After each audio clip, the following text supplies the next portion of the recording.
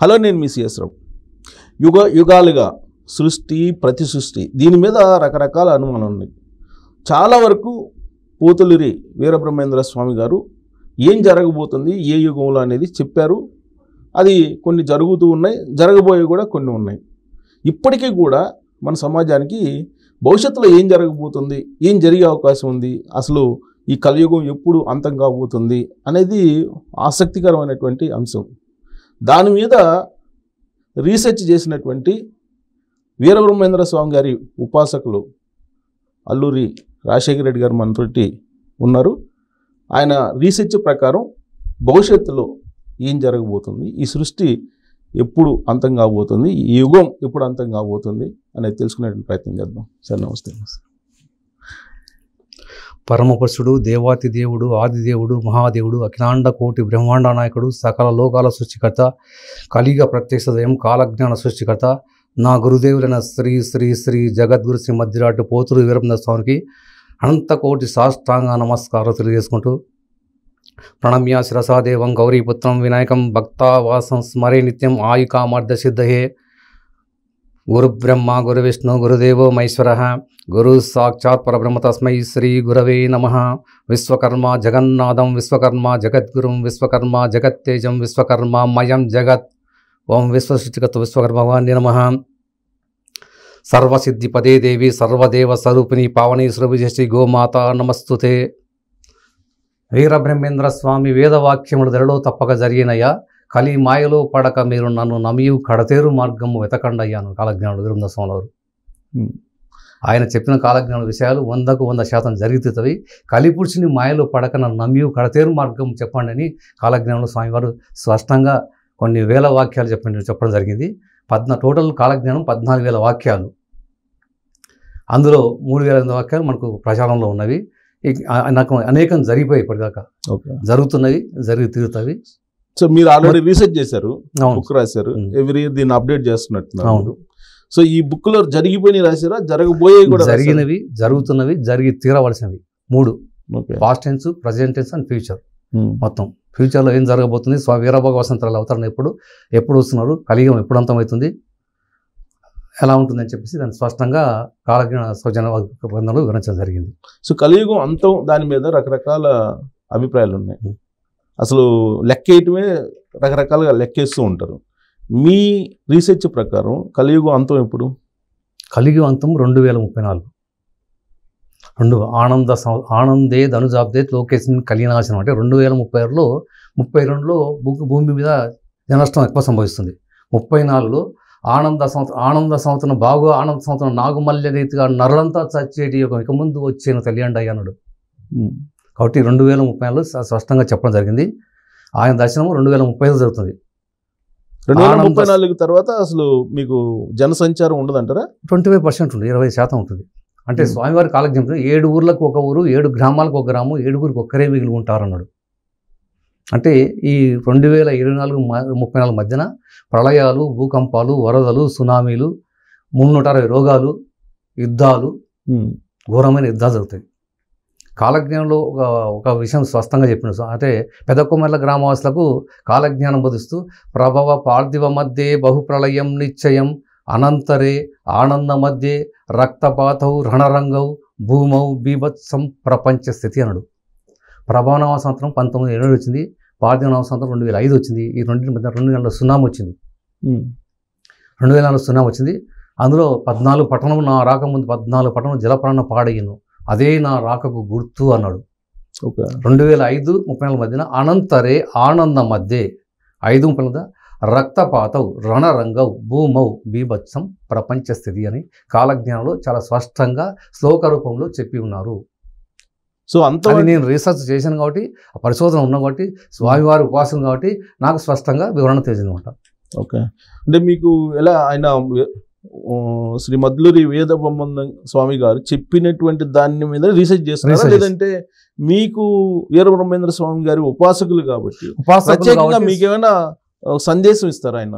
సందేశం సార్, స్వామివారు నేను నిత్య ఉపాసకుని కాబట్టి నాకు జరగబోయేది స్వామివారు ఏమి జరుగుతుంది అని ఆలోచించినప్పుడు అది మనకు టీవీలో కానీ పేపర్లో కానీ రావడము, నేను చూడడము, స్వామివారు దానికి నిదర్శనాలు గోచించడము, దీనికి నిదర్శనం నా భక్తులైన వారికి ఎప్పటికప్పుడు నిదర్శనాలు గోచరించేను అన్నాడు. ఆ విధంగా స్వామివారు చెప్పిన జరుగుతున్నప్పుడు అవి నేను నోట్ చేసుకొని గ్రంథం రాయడం జరిగిందన్నమాట. సో ఇప్పుడు స్టార్ట్ అయింది అంటారు, కలియుగ అంతం స్టార్ట్ అయిందా? కలియుగ అంతం స్టార్ట్ అయింది 2024 క్రోధినామ సంవత్సరం మొదలుకొని ఉత్పాతాలు పెరిగిపోయినాడు. మీరు రీసెంట్గా చూసింటారు, దుబాయ్లో 1.5 సంవత్సరాలు పడాల్సిన వర్షము 1 గంటలే పడ్డది. అసలు దుబాయ్లో వర్షాలు పడవు, 1.5 గంటలే పడ్డది. అంటే అది ఎంత వర్షం బీభత్సం, 144 సెంటీమీటర్ల వర్షపాతం నమోదైంది. అలాగే బెంగళూరులో కూడా జరిగింది. మొన్న వైనాడులో జరిగింది కూడా అదే, మన కేరళ వైనాడులో దాదాపు అంటే కొండ చర్యలు విరిగిపడి అనేకులు సమస్యపోయారు, లక్షలాది గుండ్లు దొరికి అనేకులు సమస్యపోయారు అన్న కాలజ్ఞానులు. అలాగే న్యూపు గినియాలో 2000 మంది చనిపోయారు. మొత్తం కొండ చర్యలు ఊరు గ్రామం బురదలో చిక్కుని చనిపోయారు 2000 మంది.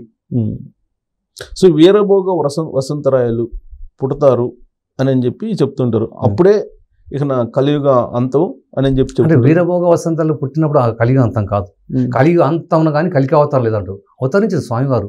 అంగీరసే మధుమాసే నవమ్యం శుక్లపచ్చే భానువారే ఛాయమర్దం వీరభోజ సముద్వం అన్నాడు. అంగీరస నామ సంవత్సరంలో వీరభోగ వసంతరాయలు అవతరణ జరిగింది. ఇప్పుడు వీరభోగ వసంతరాయలు గారు ఉన్నారు. ఆయన అవతరించి దుష్ట శిక్షణ ప్రారంభించి ప్రళయాలు సృష్టిస్తున్నాడు. దుష్ట శక్తుల్ని సృష్టించి పంపిన దుర్మార్గం చంపండి నమ్మండయ్యా, ధర్మాన్ని కాపాడ ధర్మమే రక్షించి భక్తితో నా మాట నమ్మండయ్యా అంటున్నాడు. కాబట్టి ఆయన ఈ విధంగా ప్రళయాలు సృష్టిస్తున్నాడు.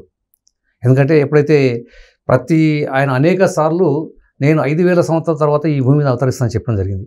ఆ విధంగానే స్వామివారు అవతరించి ప్రళయాలు సృష్టించి దుష్ట శిక్షణ ప్రారంభించి సృష్టిస్తున్నాడు అనమాట. ఇప్పుడు 360 రోగాలు అదే అనమాట. కొత్త రోగాలు వస్తాయి. 360 రోగాలు వస్తున్నాడు. రాచపుండ్లు, పెడతరి పుండ్లు, రొమ్మున గండమాళ పుండ్లు, ఈ 6 వ్యాధి రూపాల చేతన సంస్తరించి చెప్పిండు. అంటే మన శరీరం మొత్తము బొబ్బలు.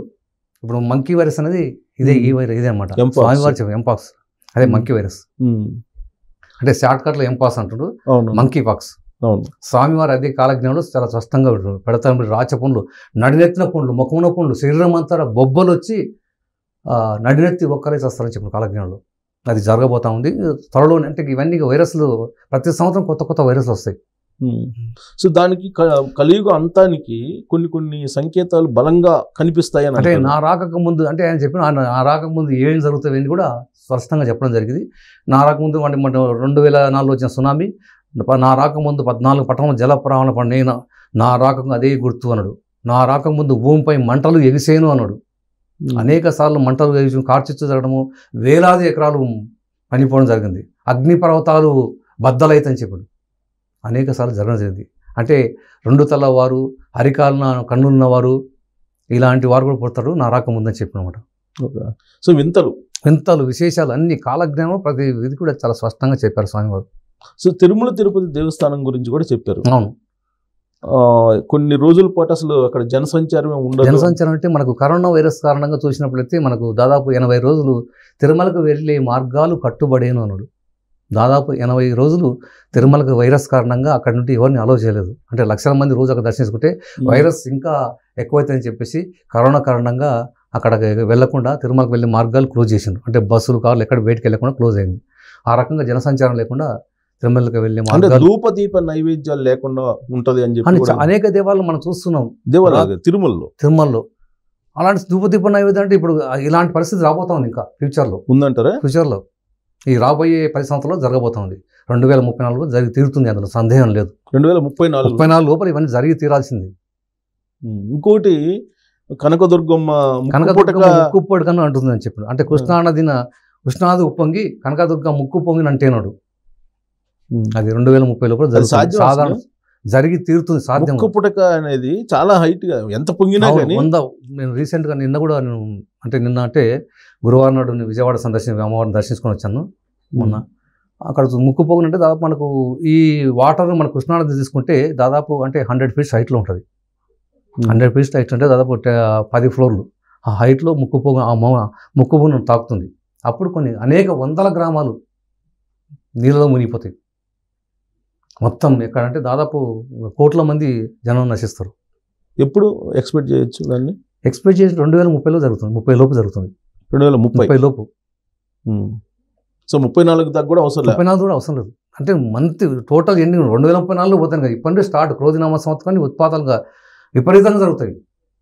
క్రోధినామ సంవత్సరం అంటే ఏప్రిల్కి అయిపోతుందిగా సార్. క్రోధినామ సంవత్సరం మొదలుకొని ఆనందనామ సంవత్సరం లోపల అంటే 2024-34 మధ్యకాలంలో ఈ ప్రళయాలు, భూకంపాలు, వరదలు, సునామీలు, ప్రపంచం అల్లకొల్లోలం, బీభత్సం. అది సో మొత్తం మనం ప్రపంచాన్ని ఖండాలుగా చూస్తాం కదా. ఇప్పుడు ఏ ఖండానికి ఎక్కువగా వీరబ్రహ్మేంద్ర స్వామి గారు చెప్పింది అంటే మన ఖండానికంటే ఇప్పుడు కొన్ని దేశాలు కొన్ని మనకు అంటే చెప్పడానికి కదని కొన్ని దేశాలు నామరూపాలు లేక సముద్ర తీర ప్రాంతాలు, నదీ తీర ప్రాంతాలు, లోకమందలి జనములంతా నీరు నిప్పున మునిగిపోతారు, చెప్పలేదంట అనకపోయేరు, నరులార గురిని చేరి మొక్కుతే బ్రతక నేర్చేరు అన్నాడు స్వామి కాలజ్ఞంలో. కాబట్టి ఈ నదీ సముద్ర తీర ప్రాంతాలన్నీ మ్యాక్సిమం అన్ని అవి సముద్ర తీరంలో ఉన్నవన్నీ మొత్తము కొన్ని దేశాలు నామరూపాలుగా అవుతాయి. జలప్రలయం అంటే ఉత్పాదనలు ఇప్పుడు మనకి ఎట్లా విజయవాడ దగ్గర వచ్చిన చిన్నది ఇప్పుడు స్టార్టింగే, అది మనకు ఒక శాంపిల్ మాత్రమే. దీనికే ఎంత అల్లకొల్లం అయిపోయింది. అంటే రాబోయే కాలంలో ఎంత జలప్రలయం జరుగుతుంది, అంత అమ్మవారి ముక్కుపోగులు అంటే ఎంత నీరు వస్తుంది, ఎన్ని వందల గ్రామాలు నీళ్ళలో మునిగిపోతుంది, కోట్ల మంది నశిస్తారు. నీరు నిప్పు అంటే అణుబాంబులు వేసుకుని యుద్ధాలు జరుగుతాయి. ఇప్పుడు మన ఉక్రెయిన్ రష్యా జరుగుతుంది. ఇవన్నీ కొన్ని దేశాలు అటు ఇటు విడిపోతాయి అనమాట. అన్నీ సపరేట్ అయిపోయి దేశాలను ఒక దేశం ఒక దాడి చేసుకుంటాయి. క్షణకాలం సార్ ఒక అణుబాంబు వేసుకుంటాయి. అణుశక్తి గణతని పోడేరా అధిమూర్తి దేవత చంపేనన్న కాలజ్ఞంలో. కాబట్టి అణుబాంబులు ఆ విధంగా వేసుకోవడం వల్ల జనం నశిస్తారు. సమయం లేదు అంతే. తినటానికి తిండి కూడా ఉండే పరిస్థితి ఉండదు అంటే అగ్గిపెట్టి బియ్యం కొన్ని వేల రూపాయలు కరువు కాటకాలు వచ్చినాయా, కోడిగుడ్డుతో బియ్యం కొలిచేరయ్యా స్వామివారి చెప్పి. కోడిగుడ్డుతో బియ్యం పెళ్లికి వచ్చిన పెద్దదానికి పానకమ్ములు ఇచ్చి పంపేరయ్యా కాలజ్ఞంలో. ఇప్పుడు మనం ఎవరన్నా ఒక పెళ్ళి ఎందుకు వెళ్తే మనకు 100 రకాల వంటలు చేస్తారు. చికెను, మటను, తర్వాత అన్నము, మొత్తము పొలావ్ అని రకరకాల అన్ని పెడతారు. కూల్ డ్రింక్స్, ఫ్రూట్స్, ఐస్ క్రీమ్లు, ఎన్నో రకాల వంటకాలు చేసి మనకు తినడానికి అన్ని రకాలు ఉంటాయి. కానీ రాబోయే కాలం అంటే 2030 అంటే దాదాపు 6-7 సంవత్సరాల తర్వాత ఇక పెళ్ళికి వచ్చిన పెద్దలందరికీ కనీసం పానకం ఇచ్చే ఇదే మన దగ్గర అంతకంటే శక్తి లేదు. ఎందుకంటే ఈ 2030లో జరిగే అంటే ఈ ఆంధ్రప్రదేశ్కి ఎఫెక్ట్ ఉంది. స్వామివారు చెప్పిందంటే గోల్కొండ, కొండవీడు, వెనుకొండ, తాడిపత్రి, గుత్తి, బళ్ళారి, నెల్లూరు, మునిమడుగు, ఈతముక్కల, గుంటూరు, మంగళగిరి, బెజవాడ, ఖమ్మం, కర్నూలు, మార్కాపురము, తంజావూరు, పుష్పగిరి, కంచి, మైసూరు, చెన్నపట్నం ఈ తావులలో రూపాయకు చిట్టెడు బియ్యం అమ్మేరున్నాడు. అంటే ఎలాంటి జలప్రలయం రాబోతుంది ఊళ్ళకు. ఈ ప్రళయం వచ్చినప్పుడు ఇలాంటి పెద్ద ప్రళయం వచ్చి ఊళ్ళకు గ్రామాలు మొత్తం కొట్టుకపోతే అది అసలు బియ్యం అనేది దొరకడం అసంభవం, చాలా కష్టం అనమాట.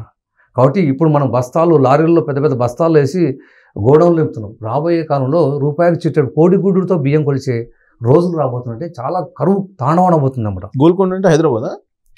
గోల్కొండ, కొండవీడు అంటే గోల్కొండ అక్కడ కూడా గోల్కొండ ఇంకోటి. ఓకే. గోల్కొండ, కొండవీడు, వెనుకొండ ఇవన్నీ. ఇప్పుడు ఒకవైపు ఏమో కరువు అంటున్నారు, ఇంకొక వైపు ఏమో వరదలు అంటున్నారు. అవును. మరి ఈ రెండింటికి ఎట్లా కరువు వస్తేనేమో మీరు అన్నట్టు కరువు అంటే ఇప్పుడు కరువు అంటే మీరు చూడండి, ఇప్పుడు జలప్రలయం వచ్చినప్పుడు మొత్తం ఊళ్ళు గ్రామాలు మొత్తం కొట్టుకున్నప్పుడు ఒంట్లో ఉన్న బియ్యము అన్నీ తీసుకుపోయినప్పుడు మనకేముంటుంది? అప్పుడు కరువే కదా. కరువు అంటే 2 రకాలు వస్తుంది. అంటే మొత్తం వర్షాలు పడవు, బీభత్సం. అంటే వర్షాలు పడకపోవడం వల్ల పంటలు పండవు, ఆహార ధాన్యాలు ఉండవు, అప్పుడు తినడానికి తిండి ఉండడు. అప్పుడు ఆకులు అలములు నమిలి బంకమట్టి తింటారంట. ఆకలి తట్టుకోవాలి, ఆకలి బంకమడతారు. అసలు ఇంకోటి ఏంటంటే సైన్స్ ప్రకారం ఇప్పుడు వస్తున్న డేటా ప్రకారం ఇప్పుడు చైనా కూడా లేటెస్ట్గా ప్రకటించింది పిల్లలను పుట్టించండి, మీరు తొందరగా పెళ్లిళ్ళు చేసుకోండి. ఇంతకుముందు రిస్ట్రిక్షన్స్ ఉన్నాయి అమెరికా. అలాగే రష్యా ఒక 10 లక్షల జనసంఖ్య తగ్గిపోతుంది అక్కడ. జనసంఖ్య చైనాలో చాలా తగ్గింది ఇప్పటికీ. వాళ్ళ జనసంఖ్య పెంచుకోవడం కోసం అట్లా చెప్తున్నమాట. ఏదేమైనా ఇప్పుడు ఇంకా జనాభా పెరగడం అనేది అసంభవం. అవునా? 700 కోట్ల భూములో పొట్టు పోయి గట్టి నిలిచినాడు. ప్రపంచ జనాభా 790 కోట్లు. ఐక్యరాజ్య సమితి చెప్తుంది ఏంటంటే 800 కోట్లు దాటిందంట. 2011లో వాళ్ళు లెక్కలు వేసి జనాభా లెక్కలు జరిగాయి. అప్పటి నుండి 2011 ఇప్పటి వరకు జనాభా లెక్కలు చేయలేదు. వాళ్ళు అప్రాక్సిమేట్లీ 200 కోట్లు అని చెప్తారు. కానీ ఇక్కడ కాలజ్ఞానం చెప్పుడే 700 కోట్ల భూమిలో పొట్టు పోయి గట్టు నిలిచినాడు. అంటే ధర్మానికి విరుద్ధంగా ధర్మానికి వ్యతిరేకంగా ఉన్న వాళ్ళు, అక్రమాలు, అన్యాయాలు, మోసాలు, రకరకాలుగా ధర్మానికి విరుద్ధంగా ఉన్న వాళ్ళని కూడా పొట్టుపోయి గట్టించాలి. అంటే భక్తిపరంగా ఆధ్యాత్మిక వారికి ఉంటారు, ధర్మానికి విరుద్ధంగా ఉన్నవారు మట్టిలో కలిసిపోతారని కాలజ్ఞానం చెప్తుంది. అంటే ఇప్పుడు కారణం ఏంటి జనం నశించిపోవడానికి కారణం? పిల్లలు పుట్టకపోవడానికి, పిల్లలు పుట్టనేటువంటి పరిస్థితి ఎందుకు వస్తుంది అంటారు? టెక్నాలజీ పెరిగిపోయింది. ఇప్పుడు సైన్స్ ఇప్పుడు చూస్తున్నాం మనకు వచ్చిన తర్వాత స్మార్ట్ ఫోన్లు వచ్చిన తర్వాత అందరూ ఎక్కువగా స్మార్ట్ ఫోన్లు చూస్తూ అంటే దీని మీద దానివల్ల చాలా ఎఫెక్ట్ అవుతుంది అనమాట. చాలామంది సంతానం కూడా లేకుండా పోతుంది. అంటే జనాభా తగ్గాలి కాబట్టి ఆ రకంగా సంతానం కూడా కలడానికి కారణం ఒకటి. అంటే మరణాల సంఖ్య పెరిగి మరణాలు పెరిగి జనాభా సంఖ్య పెరుగుతాం. జనాలు తగ్గి బ్రహ్మదేవులు సృష్టించే పని తగ్గిపోతుంది. యమధర్మరాజుకి పని భారం అవుతుందని చెప్పాడు. యమునికి పరభారం అయితే ఎక్కువ అధిక చావులు జరుగుతుందన్నమాట. చనిపోయే సంఖ్య పెరుగుతున్నాం రోజు రోజుగా. అంటే ఎప్పుడు శివతాండం వాడుతున్నాం అంతగా. అట్లా ఎప్పుడు ఇది మొత్తం 34 లోపల జరిగిపోవాలి. 34 లోపల 75% పోతుంది. దాదాపు ఇప్పుడు 790 కోట్ల జనాభా మనం అప్రాక్సిమేట్లీ చూసుకుంటే ఆ 790 కోట్లో 6 భాగాలు నశిస్తారు. 7 ఊర్లకు ఒక ఊరు, 7 గ్రామాలకు ఒక 7 ఒక్కరే మిగిలి ఉంటారు కాలజ్ఞానంలో. అంటే ఈ కలియుగంలో 3 భాగాలు పాపం. అంటే మొత్తం యుగాలు 4: కృతయుగము, త్రేతాయుగము, ద్వాపరయుగము, కలియుగం. ఈ చివరిది కలియుగం అనమాట. అంటే 3 భాగం, ఒక్కొక్క భాగము ఒక్కొక్క యుగం అయిపోగానే ఒక భాగం భూమిలో మునిపోవడం జరిగింది. 3 భాగాలు అయిపోయింది, 3 యుగాలు అయిపోయింది. 3 భాగాలు భూమి నీళ్ళు ఉన్నాయి, ఒక భాగం మాత్రమే యుగాలు లెక్కన వస్తుందంటారా భూభాగం? ఇప్పుడు 4 యుగాలకు సంబంధించి 4 యుగ ధర్మాలు ఉన్నాయి. 4 యుగాలు: కృతయుగము, త్రేతాయుగము, ద్వాపరయుగం, కలియుగము. కృతయుగ ప్రమాణం వచ్చేసి 17,28,000. త్రేతాయుగం వచ్చేసి 12,96,000. ద్వాపరయుగం వచ్చి కాల ప్రమాణం వచ్చి 8,64,000 సంవత్సరాలు. కలియుగ ప్రమాణం 4,32,000 సంవత్సరాలు. ఈ మొత్తము 4 యుగాలు కలిపి 42,20,000. అంటే ఇది మహాయుగం. ఇలాంటి యుగాలు 71 గడిస్తే ఒక మన్వంతరము. మన్వంతరం అంటే ఇప్పుడు ఈ మన్వంతరంలో మనకు పురాణంలో 14 మన్వంతరాలు చెప్పారు. ఇప్పుడు మనది వైవస్వత మన్వంతరము. మనం అంటే సంకల్పం చెప్పేటప్పుడు శుభే శోభనే ముహూర్తే శ్రీ మహావిశ్వ బ్రహ్మగ్ని ప్రవర్తమాన శబ్దం నిత్యపాతే శ్వేతవరకల్ప వైవస్వత మన్వంతరే కలియుగే ప్రథమపాదే జంబుద్వీపే భర్తవర్షే భర్తఖండే మేరో దక్షిణ దిగ్భాభే శ్రీశైలసే వైభసే కృష్ణా గోదావరి మధ్యవసే శ్రీ లక్ష్మణ శ్రీ గోవింద మొమ్మ సమర్థ జగద్గురు పోతు హరిహర బ్రహ్మ గురు అస్మిన్ వర్తమాన వ్యవహారిక చాంద మనసశ్రీ క్రోధినామ సంవత్సరే దక్షిణాయనే వర్షరుతే భాద్రపద శుక్లపక్షే మందవాసరే ఏకాదశి ఉత్తరాశ నక్షత్రము. ఇట్లా సంకల్పం చెప్పుకునేటప్పుడు వైవస్వత మన్వంతరే అంటే మన 14 మన్వంతరాల్లో 7వదైన వైవస్వత మన్వంతరంలో ఉన్నాము. ఈ మన్వంతరంలో ఇప్పుడు నడుస్తుంది. కలియుగే ప్రథమపాదే అన్నారు. కలియుగే ప్రథమపాదే జంబుద్వీపే భరతవర్షే మేరో దక్షిణ వైవస్వత మన్వంతరే. 14 మన్వంతరంలో వైవస్వత మనం 7వ దాంట్లో మనం ఉన్నాం అనమాట. అంటే 43 ఇలా 71 ప్రథమ పాదంలో ఉన్నాం కదా. ప్రథమపాదే ఇంకా ఉన్నాయి కదా చాలా పాదాలు. అవును ఉన్నాయి. మరి 34 కల్లా అంతమైపోతుంది. నేను కలియుగంలో అంటే కలి అనే పాపురుషుడు ఘోరమైన తపస్సు చేశాడు. ఆ తపస్సుకు మెచ్చి స్వామివారు ప్రత్యక్షమై మహావిష్ణువు ప్రత్యక్షమై నీవు వరం కోరుకుంటే నాకు ఈ కలియుగంలో 5,000 సంవత్సరాలు పాలించే వరాన్ని ప్రసాదించు తదాస్తు అంటాడు. అంటే కలి యొక్క లక్షణాలు ఏంది? అక్రమాలు, అన్యాయాలు, మోసాలు, వ్యభిచారము, వాయువర్షాలు లేకపోవడము, దేవుడు లేడని వాడము. ఆ ప్రపంచం అంతా విజృంభించాడు. కలి ప్రభావం తొలిగిపోయింది. ఇక దేవుడు లేడు, అంతలు వాయువర్ష లేరు, ఎవరు లేరు, అంతగా మద్య మాంసాలు వినియోగించడం అంతా ఆ కలి ప్రభావం 5,000 సంవత్సరాలు అయిపోయింది. 5,000 సంవత్సరాలు స్వామివారు అవతరించడం జరిగింది. ధర్మానికి ఇంకా దేవుడు లేడు, అంతా కలిమాయలు దిక్కున్నాడు అంట. డబ్బు, స్వాస్థ్యం, స్త్రీ వ్యామోహాల వాడి అంతా కలిమాయలు చిక్కుకుంటున్నారు. స్త్రీకి లొంగినవాడు ఏడ చూచిన ఆడ ఉన్నారయ్యా, హరికి లొంగినవాడు అదెక్కడను అంతో తెలియట గొప్ప చిక్కేనయ్యా అంటున్నారు కాలజ్ఞానులు. కాబట్టి హరికి అట్లా ఆ విధంగా కలిమాయలు చిక్కుకుంటారు. స్త్రీకి డబ్బు వ్యామోహాల పడిపోతున్నారు. వ్యామోహాల పడి ఇదే దైవం లేదు, ఏమి లేదు, తల్లిదండ్రులను పట్టించుకోకపోవడము, వాయువర్షాలు లేకపోవడము, మద్య మాంసాలు వినియోగించడము, ఇట్లా దేవుడు లేని వితండవాదాలు జరుగుతున్నాయి. ఇప్పుడు చూస్తూనే ఉన్నాం. దేవుడు లేడు అని వాద ప్రతివాదం చేస్తున్నారు. ఎక్కడో నాకు చూపించంటాడు. దానికి వచ్చి చూపించని వాళ్ళు సభలు సమావేశాలు పెట్టుకొని దేవుడు లేడు ఏమి ఉంటే నాకు చూపించని అంటాడు. సకల ప్రాణుల రూపంలో దైవమే నీ ముందున్నాడురా, ఎక్కడో దైవం ఉన్నాడు అనుకొని వెర్రిగా నీవేలా వెతికేవరు అంటాడు. ప్రతి ప్రాణిలో నీలోనే దైవం ఉన్నాడు, దేవుడు ఎక్కడో ఉన్నాడు, వెర్రిగా నీవేలా వెతుకుతున్నావు అని చెప్తున్నాడు. విజ్ఞాన శాస్త్రం అని విర్రవేగుటే గాని మరణింపకుండా బ్రతికించే వారెవరయ్యా, తక్కినవని పశుపక్షాలు తెచ్చమని మీ గొప్ప ఏమిటో చెప్పండి అంటారు. విజ్ఞాన శాస్త్రం, సైన్స్, దేవుళ్ళు అంతా అంటారు. సావకుండా ఆపలేరు, చచ్చినవాడిని బతికించలేరు. మరి మీ గొప్ప ఏంటి అసలు అంటున్నారు. బతికిస్తున్నారంట, ధన్వంతరి కనిపెడుతున్నారంట రష్యాలో. అసంభవం. పుతిన్ అనౌన్స్ చేశాడు. పుతిన్ అనౌన్స్ చేశాడు. అనౌన్స్ చేయను కదా సార్, బతికించ. రష్యా అధ్యక్షుడు పుతిన్ వైజ్ఞానికులు కొన్ని అమరజీవి, అమరత్వం కోసం ఆల్రెడీ మెడిసిన్ కనిపెట్టారు. వైజ్ఞానికులు కొన్ని పరిశోధనలు చేసి మరణాన్ని హరికట్ట చూచారయ్యా, అది చేస్తే మీ దైవం ఎందుకు మీకు చెప్పండి అయ్యా అంటున్నాడు. మరణాన్ని అరికట్టని చూస్తుంది. సృష్టికి ఇప్పుడు జ్ఞానం, భగవంతుడు మనిషికి జ్ఞానాన్ని ఇచ్చాడు. సృష్టికి ప్రతిష్ఠ చేయగల శక్తి దైవం జ్ఞానం ఇచ్చిండు.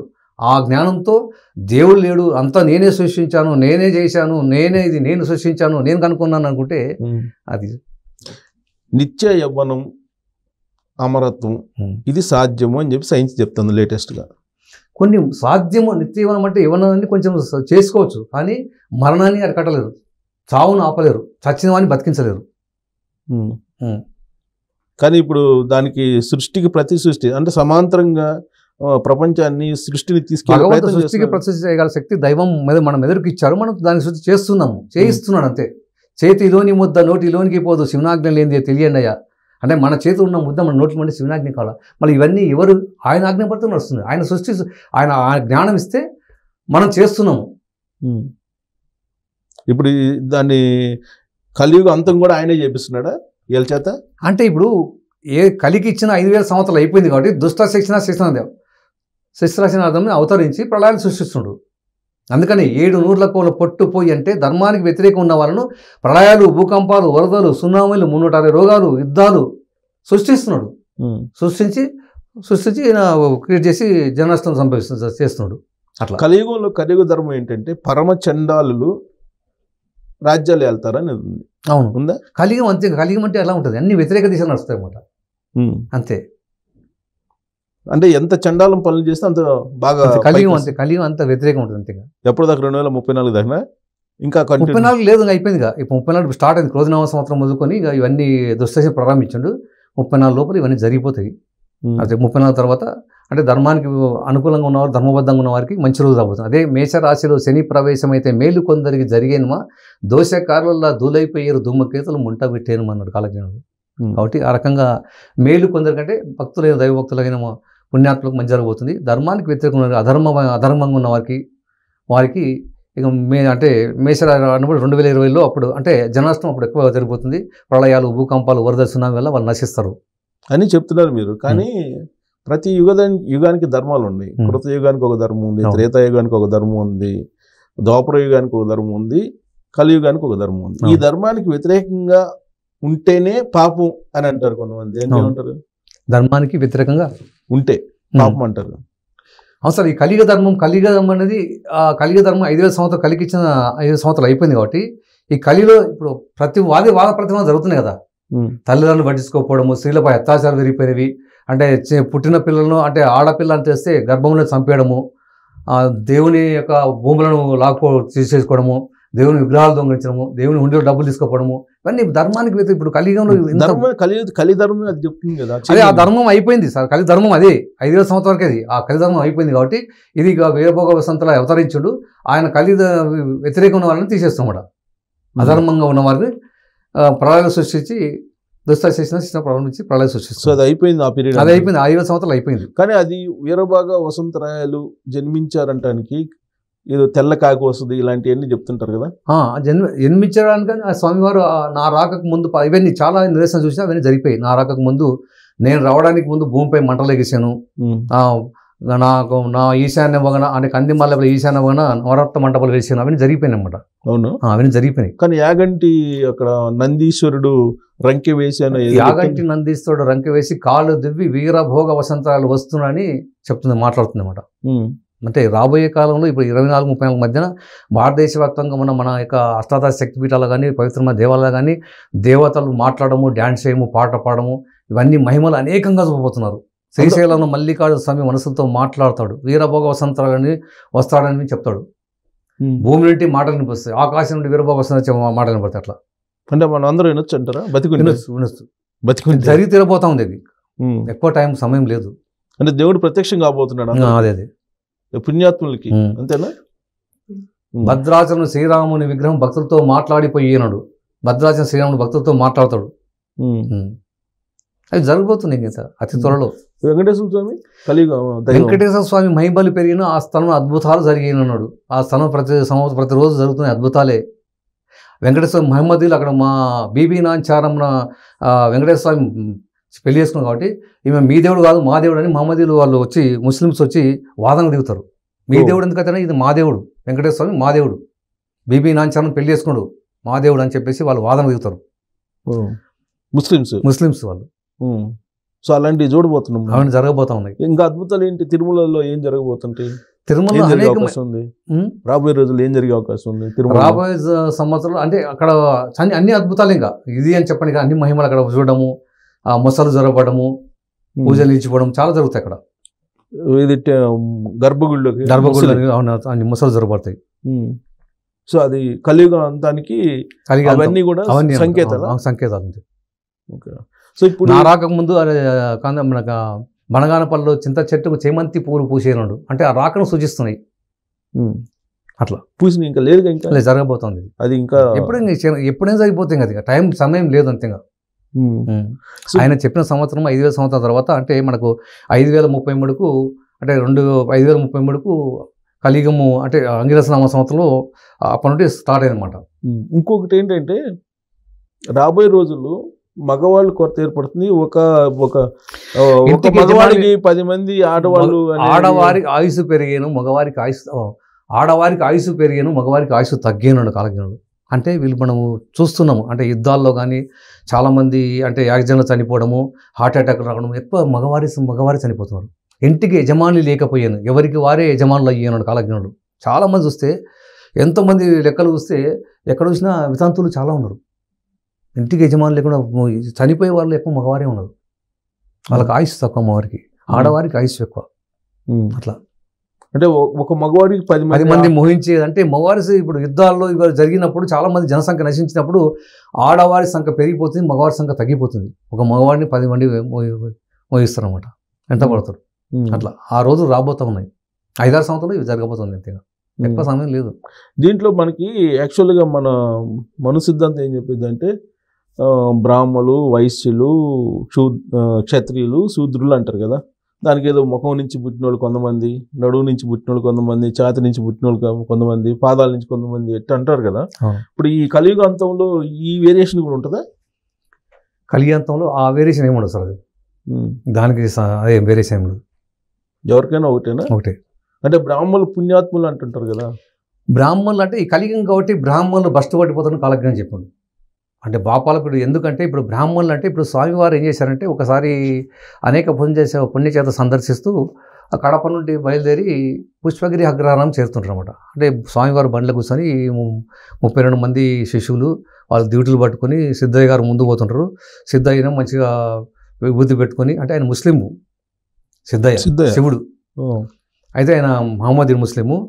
ఆయన విభూతి పెట్టుకొని రుద్రాక్షలు వేసుకొని డ్యూటీ పట్టుకొని స్వామివారిని బండ్ల కూర్చొని వీళ్ళు పోతుంటారు. వీళ్ళు పోతుంటే పుష్పగిరి అగ్రహారం పోగానే ఆ బ్రాహ్మణులంతా వీధి అరుగుల మీద కూర్చొని ఉంటారు. కూర్చుంటే ఎవరినైనా అంటే నేను ముస్లింను, ఆ పేరు సిద్ధయ్య అంటే మరి ఆయన శ్రీ జగద్గురు సింగ్ మధ్య పోతున్న స్వాములు అని చెప్తే మరి మమ్మల్ని అవమానపరచడానికి మీరు విభూతి పెట్టుకొని మీరు రుద్రాక్షలు వేసుకొని డ్యూటీలు పట్టుకొని ఆయన రెండో శంకరుడు అన్నట్లుగా మీరు ఈయన పట్టుకొని మా ముందే మీరు మా మామూలు ఇట్లా పోతారా డ్యూటీలు బట్టి అని చెప్పేసి వెళ్ళడానికి వీలు లేదని ఆపుతారు. అంతే అన్ని చెప్పినా వినరు. జ్ఞాన విజ్ఞాన సంపన్నో సంస్కృత వేద పారంగా ధర్మాత్మ చిత్త స్వైన కర్మ అన్నట్టు. అంటే మానవ జన్మంలో జన్మించిన వాడు ఎవరైనా జ్ఞాన విజ్ఞాన సంపన్నుడై వేద పారంగతుడు బ్రాహ్మణుడు అని చెప్పబడినాడు. కాబట్టి బ్రాహ్మణత్వం మీకే బ్రాహ్మణత్వం, మీ బ్రాహ్మణులకు ఆదిదేవుడైనా బ్రహ్మకే ఆధిపత్యం లేదు. ఆయన విష్ణువు బొడ్డుని ఉద్భవించాడు, ఆయనకే బ్రాహ్మణత్వం లేదు, మీకు ఎక్కడి నుండి వచ్చిందని అడుగుతాడు. వీళ్ళు ఎన్ని చెప్పినా వినకపోతే ఏం చేస్తారంటే ఒకసారి ఇట్లా చూడంగానే ఆ గ్రామం ఇప్పుడు చూడంగానే ఆ గ్రామం మొత్తం తగలబడిపోతుంది. స్వామివారు తగలిపోతే వాళ్ళు అప్పుడు తప్పు చేసుకొని కాళ్ళ మీద పడితే అప్పుడు బ్రహ్మ చెప్తే అప్పుడు స్వామివారు క్షమిస్తారు అనమాట. ఆ రకంగా వీళ్ళు వ్యతిరేకించడం వల్ల ఏంటంటే బ్రాహ్మణులు చెప్పిన బ్రాహ్మణులకు ఆయన కొంచెము అంటే ఆ రకంగా చెప్పడం జరిగిందన్నమాట. అంటే నా రాకముందు బ్రాహ్మణులకు తినడానికి తిండి, కట్టుకోవడానికి బట్ట ఉండదు. బ్రాపాల ప్రభుత్వాలు పండుకొని కాంగ్రెస్కి అధికారం రావడం అసంభవం కేంద్రంలో. రాదు. బాబాల ప్రభుత్వం. కాంగ్రెస్కి దీనికి సంబంధం ఏంటి?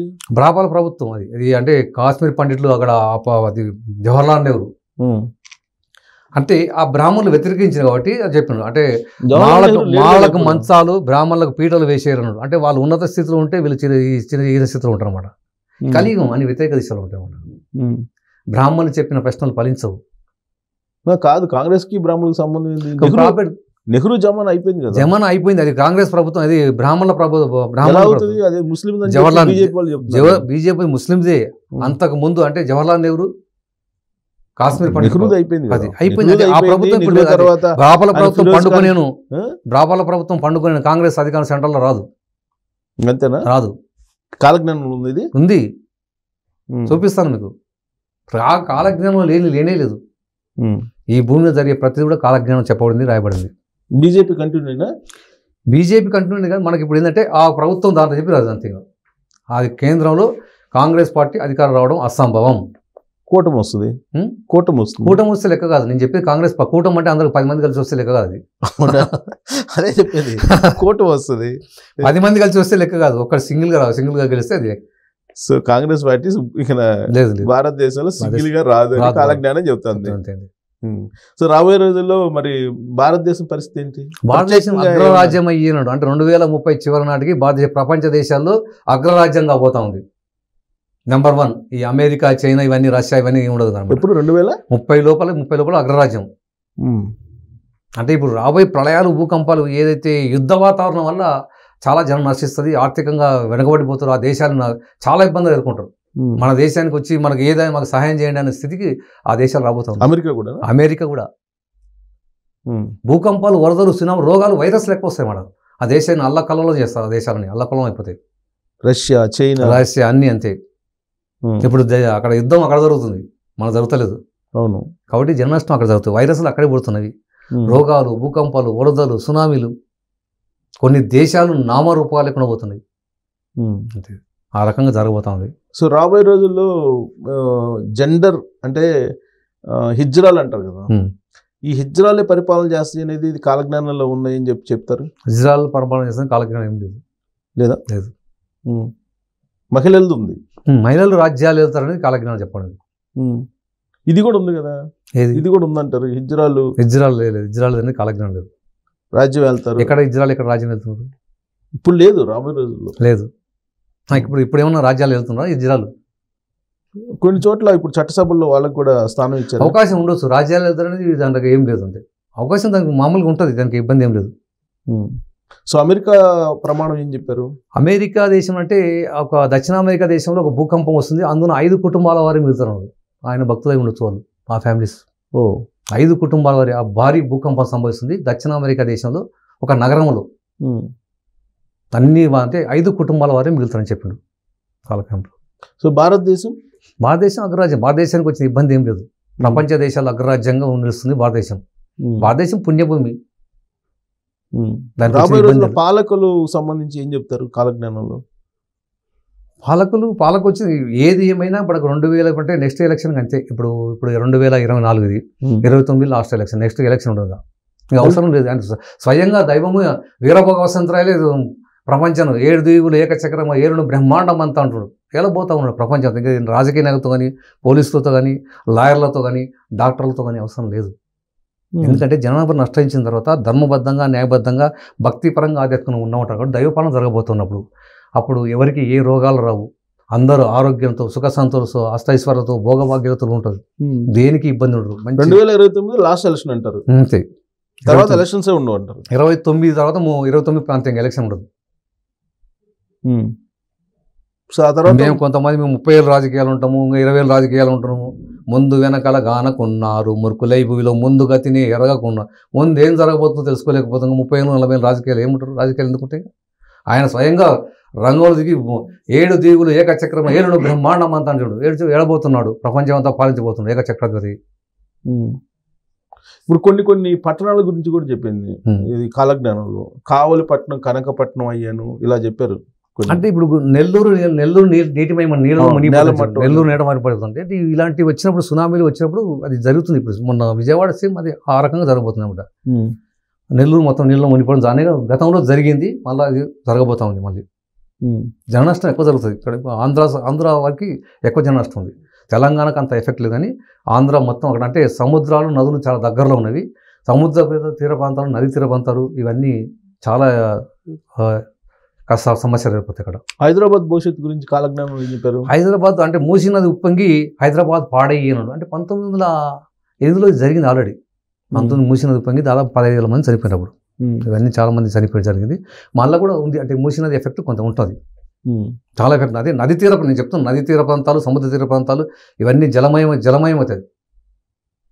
రెండే ఎక్కువ జనాభా అంటే వైరస్లు, జలప్రళయము, భూకంపాలు, వరదలు, ఈ మొత్తం అణుబాంబుల వల్ల అంటే లోకమందలి జనములంతా నీరు నిప్పు రెండే ఎక్కువ చెప్పినమాట. జనం దానివల్ల ఎక్కువ నశిస్తారు. సో హైదరాబాద్లో బంగారం అయ్యన భూములు అనేది ఉంది కదా, లేదా? ఇక అంటే బంగారం ఆల్రెడీ ఇక్కడ అంటే ఆకాశం అంటే ఇప్పుడు ధనం మనం ఒకప్పుడు చూసుకుంటే మనకు కోకాపేటలో 100 కోట్ల దాకా అంటే అమ్మడం జరిగింది. అప్పుడు నాకు తెలిసి ప్రపంచంలో అత్యగా హైయెస్ట్ 100 కోట్లు ఎకరా భూమి ఎక్కడ లేదు. అంత ఆకాశం అంటట్లేదు. ఇక ముందు ఫ్యూచర్లో మాత్రం లేదు. ఇంకా రేట్లు అనేది market down, real estate down, మార్కెట్లో అది చాలా ఇయర్ టు ఇయర్ డౌన్ అయిపోతుంటుంది. ఎందుకంటే దేశవ్యాప్తంగా ప్రళయాలు, భూకంపాలు, వరదలు, సునామీలు, కొత్త రోగాలు రావడం వల్ల ఉద్యోగాలు, కంపెనీలు మూతపడతాయి, ఉద్యోగాలు పోతాయి. ఫ్యూచర్లో అంటే ల్యాండ్ రేట్లు, భూముల రేట్లు అనేది ఇంకా తగ్గిపోతాయి అనమాట. సో రాబోయే రోజు జస్ట్ ఇంకా 2-3 సంవత్సరాల నుండి స్టార్ట్ అవుతుంది అది. కానీ ఉద్యోగ అవకాశాలు తగ్గుతాయని మీరు అంటున్నారు, కానీ ఆర్టిఫిషియల్ ఇంటెలిజెన్స్ వచ్చింది, ఒక పెద్ద ప్రపంచాన్ని సృష్టించబోతుంది, వేలాది లక్షలాది ఉద్యోగాలు వస్తాయని చెప్తున్నారు. ఉద్యోగాలు రావడం కష్టం. ఉద్యోగాలకి ఇప్పుడు మనిషి బతకడమే చాలా కష్టం. ఎప్పుడు ఏం జరగబోతుందో, ఏ ప్రళయం జరగబోతుందో, ఎక్కడ భూకంపం వస్తుందో, ఎక్కడ వరదలు వస్తుందో, ఏ వైరస్ ఎక్కడ ఏ దేశాన్ని విజృంభిస్తుందో అర్థం కాని పరిస్థితి ఉంది. ఉద్యోగాలు ఎట్లకి వస్తాయి? జనం భయంతో బతుకుతారు. మనకు కరోనా వచ్చినప్పుడు ఏమైంది? అన్నీ మొత్తం ఎక్కడ వచ్చినా లాక్డౌన్ ప్రకటించారు. అంటే బయటికి వెళ్ళకుండా అయిపోయింది. అంటే అప్పుడు మొత్తం అనేక మూతపడి ఇంట్లో ఉంటే ఇంట్లోనే ఉన్నాం, బయటికి కూడా వెళ్ళదు. జస్ట్ రోజుకు 1 గంట మాత్రం టైం ఇచ్చేవారు, బయటికి వెళ్ళి నిత్యావసర అవసరం తీసుకోవాలి, మళ్ళీ లోపలికి వచ్చేసారు. అంటే అలాంటి వైరస్లు వచ్చింది అనుకో, ఎక్కడ ఉద్యోగాలు చేసి ఎక్కడ పోతారు? జనం బయటికి వెళ్ళడానికి వీలు లేకుండా పోతుంది. సో రాబోయే రోజుల్లో ఉద్యోగాలు కూడా ఉండవు. ఉద్యోగాలు అన్ని రకాలుగా మనిషి జీవనం మనిషి చాలా కష్టం ఉంది. మనుషులు చాలా జనసంఖ్య చాలా తగ్గిపోతుంది. జనసంఖ్య విపరీతమైన ఒకప్పుడు కాలకేంద్రం రాసినప్పుడు జనసంఖ్య 50 కోట్లు ప్రపంచ జనాభా, ఇప్పుడు 790 దాకా వచ్చేసింది. మళ్ళీ అది అంటే 2034 చివరి నాటికి అంటే 7 ఊళ్ళకు ఒక ఊరు, 7 గ్రామాలకు ఒక గ్రామం ఉన్నప్పుడు దాదాపు అంటే 600 కోట్ల జనాభా పైన నశిస్తారు. అంటే మా అప్రాక్సిమేట్ మనం 7 భాగాలు చేసినప్పుడు 110-120 కోట్లు మాట ప్రపంచ జనాభా 2035లో. కానీ ఐక్యరాజ్య సమితి ఏం చెప్తుంది? 111 కోట్లు 2050 నాటికి అంటుంది. అంటే వాళ్ళకి తెలియదు, ఐడియా లేదు దానికి. ఇవి జరగబోతాయి, ఇవి రాబోతుంది, వాళ్ళకి అంచనా వేయలేకపోతున్నారు, తెలియదు. ఇప్పుడిప్పుడే శాస్త్రవేత్తలు రాబోయే కాలంలో విపరీతం జరగబోతున్నాయి, చాలా గ్రహశకాలు భూమి ఢీకొనబోతున్నాయి, ఇప్పుడు అంచనా వేస్తున్నారు. కానీ స్వామివారు ఎప్పుడో చెప్పారు కదా, ఆయన సృష్టిస్తున్నా, ఆయన చెప్పడం అంటే ఆయన రాసి నేనే నా మహిమ తెలియని ద్రోహి మందలు చీమల పుట్టలు చెదల పుట్టలు మడిసినట్టు మడిసేరన్నాడు. ఆయన సృష్టిస్తున్నాడు, అట్లా సృష్టి రాసి మహిమతో. కొంతమంది ఏమనుకుంటున్నారు, అభిరామం గారు ఊహించమను, రేపేం జరుగుతుందో ఊహించుండు, అవి జరుగుతావా? జరిగినోడు చూద్దాంలే, ఇప్పుడు రేపేం జరుగుతుందో ఊహించమను. నాస్తికులు చెప్తున్నారు, సభలు సమాచారం పెట్టుకొని ఆ దేవుడు బ్రహ్మం గారు దేవుడా? మరి దేవుడు ఎవరు? కళ్ళకు కట్టినట్టు మన కళ్ళ ముందు ఆయన చెప్పిన అక్షరశాస్త్రం జరుగుతున్నది. దేవుడే లేదంటూ చెప్పారయ్యా, లోకాలకు ఎట్లు వచ్చారు? చెట్టు మొదలు లేకుండా పూలు కాయల పండ్లు అవి ఎట్లా వచ్చినావు చెప్పండి అయ్యా. చెట్టు అనేది ఒకటి ఉంటే పూలు కాయల పండ్లు వస్తాయి, చెట్టు లేకుండా ఉంటే ఎలా వస్తాయి? వస్తాయి రావు కదా. దేవుడు ఉన్న కాబట్టి సృష్టి ఉంది. 84 కోట్ల జీవరాశులు, పంచభూతాలు, నవగ్రహాలు, నదులు సృష్టించాడు. సృష్టినే తప్పుపడుతున్నావు అంటే అది కలియుగం అంతే. కలియుగం అంటే కలి మాయలో చిక్కున్న దేవుడు లేడంటున్నారు. అట్లా ఇప్పుడు ఇంకొక అంశం ఏంటంటే, దేవుడు నాకు చూపించు, నీలోనే దైవం ఉన్నాడు, సకల ప్రాణులు దైవమే నీ ముందు ఉన్నాడు, ఎక్కడో దైవం ఉన్నాడు కొన్ని చూపించు, చూసుకోలేకపోతున్నాం, జ్ఞానం లేదు. ఎద్దుకైనా ఏడాది తెలిపిన మనసు నడుచుకోవడం చెప్పినాడు. ఏడాది చెప్తే ఎద్దైనా మనం చెప్పినట్టు నడుచుకొని చేద్దానికి పడుతుంది. 30 ఏళ్ళు చెప్పినా మూర్ఖుడు తెలుసుకోలేడు. అలాంటి మూర్ఖులకు ఏం చెప్పి దేవుడు లేడు అంటున్నారు. ఎలక తెలుగు తెచ్చి ఏడాది ఉతికిన నలుపు కానీ తెలుపు కాదు అంటే దాన్ని ఏడాది సంవత్సరం ఉతికినా కానీ నలిపేగా తెలుపు. ఇలాంటి వాళ్లకు దేవుడు ఉన్నాడు అని ఎన్ని నిరాశ చూపినా వాళ్ళు అంటే నాస్తికులు అంటే దేవుడు నమ్మని వాళ్ళు, వాళ్ళకి ఎన్ని రుజువులు ఎన్ని ఆధారాలు చూపినా దేవుడు లేడు అంటారు. అందుకని వాళ్ళు నాస్తికులు. సో ఇంకోటి ఏంటంటే వెంపల చెట్లకి దూటీలు వేసే జనం వస్తారు, నిచ్చెన వేసేవాడు పుట్టి అంటే తరానికి పొట్టివాడుగా పుడతారని అంటే ఆల్రెడీ పుట్టడం జరిగింది. చిన్న చాలా చిన్న ఏజ్ కూడా మనం పుట్టడం జరిగింది. చాలా చిన్న అంటే 10 అంగుళాలు 15 అంగుళాలు 20 అంగుళాలు అట్లా ఉన్నారు పుట్టడం జరిగింది. అవన్నీ జరిగినాయి. అంటే అంత చిన్న అంత చిన్న హైట్లో ఉన్న వాళ్ళు కూడా పుడతారని కాలకి చెప్తారు. అంటే ఇది చెప్పడం కాదు, రాసి నేనేందో నా మహిమ ఏందో చూడంటున్నాడు, రాసి చూపిస్తుండు, రాసి ఇది జరుగుతుంది, ఇది జరగబోతుంది. ఇట్లా కాలకి ఒక సినిమా తీసేటప్పుడు ఒక స్క్రిప్ట్ తయారు చేసుకొని ఇట్లా కథా స్టోరీ తయారు చేసుకొని ఒక సినిమా మనం రెడీ చేసుకుంటాం, నటీనటులను ఎంపిక చేసుకుంటాం. ఇలాగనే ఈ కలియుగంలో ఏం జరగాలి, ఆయన అవతరించిన తర్వాత ఇక్కడ నుండి ఇంతవరకు ఏం జరగాలి, మానవుడు ఎలా పుడతాడు, ఎలా ప్రవర్తిస్తాడు, ఎలా ఉంటాడు, ఎలా చేస్తాడు, ఈ ప్రళయాలు ఏంటి, భూకంపాలు ఎప్పుడు రావాలి, వైరస్లు ఏంటి, ఏ విధంగా నష్టం అనేది రాసి ఒక స్టోరీ రాసి 2000 రూపాయలు ఎండ్ సినిమా 2000 రూపాయలు ఎండ్ అయిపోతుంది అట్లా. కాబట్టి ఆ రకంగా ఆయన రాసి మహిమ చూపుతున్నాడు. ఆల్రెడీ చాలా మంది తెలుసుకోలేకపోతున్నారు. ఏంది ఆయన ఊహిస్తే అవుతుందా, ఎవరికి సాధ్యం కాదు ఊహించడం. అంటే 400 సంవత్సరాల కింద ప్రపంచం రేపు ఏం జరుగుతుందో మనం ఊహించగలుగుతామా? సాయంత్రం గంట తర్వాత ఏం జరుగుతుందో ఊహించగలుగుతామా? ఊహించలేము. మహిళలకు సంబంధించి విపరీతమైన ధోరణుల గురించి కూడా దీనిలో కాలజ్ఞానాలు చెప్పారు కదా, ఏం చెప్పారు? మహిళలకు సంబంధించి విపరీతమైనటువంటి ఆలోచనలు వాళ్ళకి, అంటే మహిళలకు సంబంధించి మహిళలపై అత్యాచారం జరగడము, అన్ని రకాల మహిళలు రాజ్యాలు వెళ్తారని చెప్పిండు. తర్వాత వీళ్ళకు అంటే కట్నం కోసం వేధింపు చేసి వాళ్ళని చంపేస్తారని అట్లా చెప్పిండు. సో వాయు వరుసలు లేకుండా చూస్తాం. కలియుగంలో అన్ని వాయు వరుసలు లేకుండా వాయు వరుసలు లేకుండా ప్రవర్తిస్తున్నారు. అంటే పురుషులకు గౌరవం లేకుండా చేస్తారు అనేది ఉందా కాలజ్ఞానంలో? పురుషులకి గౌరవం లేకుండా మహిళలు వ్యవహరిస్తారు అనేది ఉందా? పురుషులకు అంటే ఇప్పుడు అన్ని రకాలుగా మన స్త్రీలను ఏ రకంగా చూసినా కానీ ఆ రకంగా కనపడుతుంది మనం ఆలోచిస్తే. సో ఇవన్నీ ఇప్పుడు కాలజ్ఞానంలో మొత్తం అన్ని పొందుపరిచారని చెప్తూ అంటున్నారు కదా. ఇప్పుడు కొన్ని మార్పులు భారతదేశంలో రాబోయేటువంటి రోజులు ఏం జరుగుతాయి అని చెప్పి కాలజ్ఞానం రాస్తుంది. అంటే ఇప్పుడు ఢిల్లీ రాజధాని ఉంది. ఢిల్లీ రాజధాని అంటే ఉత్తరాది ప్రజలు దక్షిణాది ముఖంలో ఉత్తరాయణ మందు ఆనెగొందికి చేరవచ్చెదరనుడు. అంటే ఉత్తరాది ప్రజలు అంటే క్రోధినామ సంవత్సరం, అంటే ఇది మనకు 2024లో క్రోధినామ సంవత్సరము ఉగాది నుండి మొదలుకొని 2025 ఉగాది వరకు క్రోధినామ సంవత్సరం. ఉత్తరాయణం అంటే ఉత్తరాయణము దక్షిణం 2 ఉంటాయి సంవత్సరానికి. అంటే ఉత్తరాయణం అంటే జనవరి 15 నుండి జూలై 15 వరకు ఉత్తరాయణం పుణ్యకాలం. ఇది దక్షిణాయనం అనేది జూలై 15 నుండి జనవరి 15 వరకు దక్షిణాయనం. ఇప్పుడు దక్షిణంలో ఉన్నాము. అందుకని నేను సంకల్పం చెప్పేటప్పుడు దక్షిణాయనం చెప్పాను. క్రోధినామ సంవత్సరం చెప్పడం సంకల్పం చెప్పాను, దానికోసం చెప్పడం జరిగింది. ఈ వైరస్ మనం అంతా దీని దక్షిణాయనంలో ఉన్నాం అనమాట. అంటే స్వామివారు ఉత్తరాది ప్రజలు అంటే ఢిల్లీ వారు తరలి ఆనెగొందికి చేరవచ్చెదరనుడు. ఉత్తరాయణం మళ్ళీ ఎప్పుడు వస్తుంది అంటే 2024 25 మళ్ళీ జనవరి 15 నుండి ఉగాది వరకు. ఉగాది దాటాక మళ్ళీ కాదు, సంవత్సరం మారిపోతుంది. కాబట్టి ఉగాది లోపల క్రోధినాంశంలో ఢిల్లీ వారు తరలి ఆనెగొందికి అంటే కర్ణాటకలోని హంపి వద్ద ఉన్న ఆనెగొందికి చేరుకుంటారు, అక్కడికి వస్తారు. ఇప్పుడు ఈ సంవత్సరం 24 క్రోధినామ సంవత్సరంలో జరుగుతుంది. అంటే మనకు ఇంగ్లీష్ సంవత్సరం అయితే 24 డిసెంబర్కి అయిపోతుంది. క్రోధినామ సంవత్సరం తెలుగు సంవత్సరం అయితే మనకు ఉగాది వరకు లెక్క. కాబట్టి 25 మనకు ఉగాది వరకు క్రోధినామ సంవత్సరం, 25 ఉగాది వరకు క్రోధినామ వస్తుంది. ఉగాది దాటితే మళ్ళీ కొత్త సంవత్సరం స్టార్ట్ అవుతుంది. సో ఈ సంవత్సరం ఉత్తరాయణం అంటే ఉత్తరాయణ దక్షిణాయనం ఉన్నాం మనం, మళ్ళీ ఉత్తరాయణం జరుగుతుంది. అదే ఏదైనా కానీ ఉత్తరాయణం జరుగుతుంది అని చెప్పిండు. 2025 ఏప్రిల్ లోపల అంతే. ఇప్పుడు అక్కడ ఢిల్లీ రాజధాని ఉండదు. రాజధాని ఉన్నది తాత్కాలికంగా ఉంటుంది, ఇక్కడ రాజధాని అవుతుంది. ఎందుకంటే ఢిల్లీ అనేది మనకు ఏ రకంగా చూసుకున్నా కానీ అది అనుకూలమైన ప్రదేశం కాదు. భూకంపాలు, వరదలు, తర్వాత వాయు కాలుష్యము. వరదలు వచ్చి చాలా బీభత్సమైంది మన లాస్ట్ ఇయర్ అంటే 6 months బ్యాక్. తర్వాత వాయు కాలుష్యం, ప్రపంచంలో అత్యధిక వాయు కాలుష్యము ఢిల్లీ. తర్వాత మనకు వాటర్ చాలా ఎఫెక్ట్ ఉంది. కరెంట్ వాటర్ మొన్న సమ్మర్లో వాటర్ సర్వీస్ చేస్తే బైక్ వాటర్ సర్వీస్ చేస్తే 2000 రూపాయలు పెనాల్టీ వేసారు. అంటే వాటర్ చాలా ఇబ్బంది అయిపోయింది అనమాట. అన్ని రకాలుగా ఏ రకంగా చూసుకున్నా కానీ మనకు ఢిల్లీ అంత సురక్షితమైన రాజధాని కాదు. కానీ ఇప్పటికీ మరి ఎప్పటికో ఆలోచన చేసి సెకండ్ రాజధాని మనకు ఎక్కడో అనేది ఆలోచన చేయాలి. మరి ఎందుకు దీని మీద ఆలోచన చేస్తున్నారు? ప్రపోజల్ ఉంది, ఎప్పటింటో ఉంది అంటారు కానీ దాని మీద సీరియస్ గా ప్రయత్నం అయితే ఎప్పుడో చెప్పారు. కాలజ్ఞానం ఉంది, అది స్పష్టంగా చెప్తున్నా కదా. ఉత్తరాయణ ముందు 2000 క్రోధినామ సంవత్సరం ఉత్తరాయణ ముందు ఢిల్లీ వారు తరలి ఆనెగొందికి చేరవచ్చేదని కాలజ్ఞానం చాలా స్పష్టంగా చెప్పబడింది. సో హంపి దగ్గర ఆనెగొంది, కర్ణాటక హంపి ఆనెగొంది. నేను స్పష్టంగా చెప్తున్నాను కదా. అది ఉత్తరాయణ రాజధాని అక్కడ కాబోతుంది. అక్కడ ఇది టెంపరీగా ఉన్నా ఇక్కడికి వచ్చేస్తుంది. ఎందుకంటే అక్కడ అది మనకు అనుకూలమైన పరిస్థితి కాదు. ఇంకా వైరస్ ఇప్పుడు వాయు కాలుష్యం వస్తే చాలా చాలా వాళ్ళకు హార్ట్ అటాక్ కూడా వస్తుంది, దానికి చాలా ఇబ్బందులు అవుతున్నాయి, శ్వాసకోశ వ్యాధులు వస్తున్నాయి, రకరకాల వ్యాధులు వస్తున్నాయి. అక్కడ కారణాలు ఏమైనా సరే కారణాలు ఏమైనా వాయు కాలుష్యం పెరిగింది, అక్కడ ఉంటే ఇక్కడ రావాలి, అది కారణం ఏదైనా కానీ అని చెప్పింది జరిగి తీరాల్సిందే. జరగదనే సమస్య లేదు, 100% జరిగి తీరుతుంది, అందులో డౌట్ ఏమాత్రం లేదు. కాలజ్ఞానం చెప్పింది ప్రతి జరిగేవి జరగ కొన్ని కూడా అట్లా ఏంటంటే జరిగేవి జరగవలసిన మిగిలి ఉంటే కన్ను మూసి తెరువు జరిగిపోదని చెప్పాడు.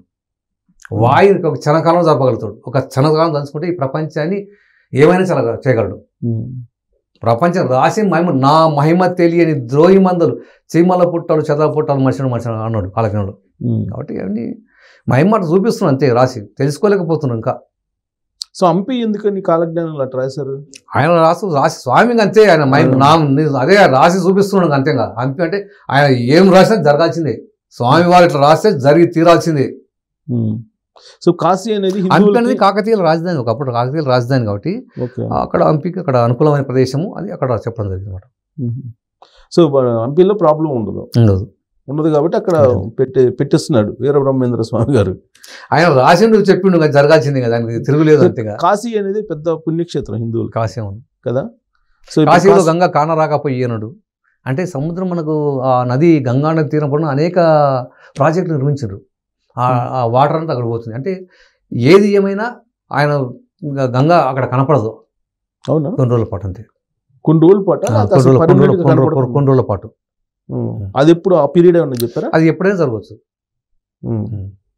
అంటే ఈ ప్రపంచవ్యాప్తంగా అంటే సప్త సముద్రాలు నదులు బావులు జలాలు లేక నీరింకినడు జుర్రేరు నీరింకదు మానవుని శరీరం రక్త మాంసంతో ఇంకిపోతాయి.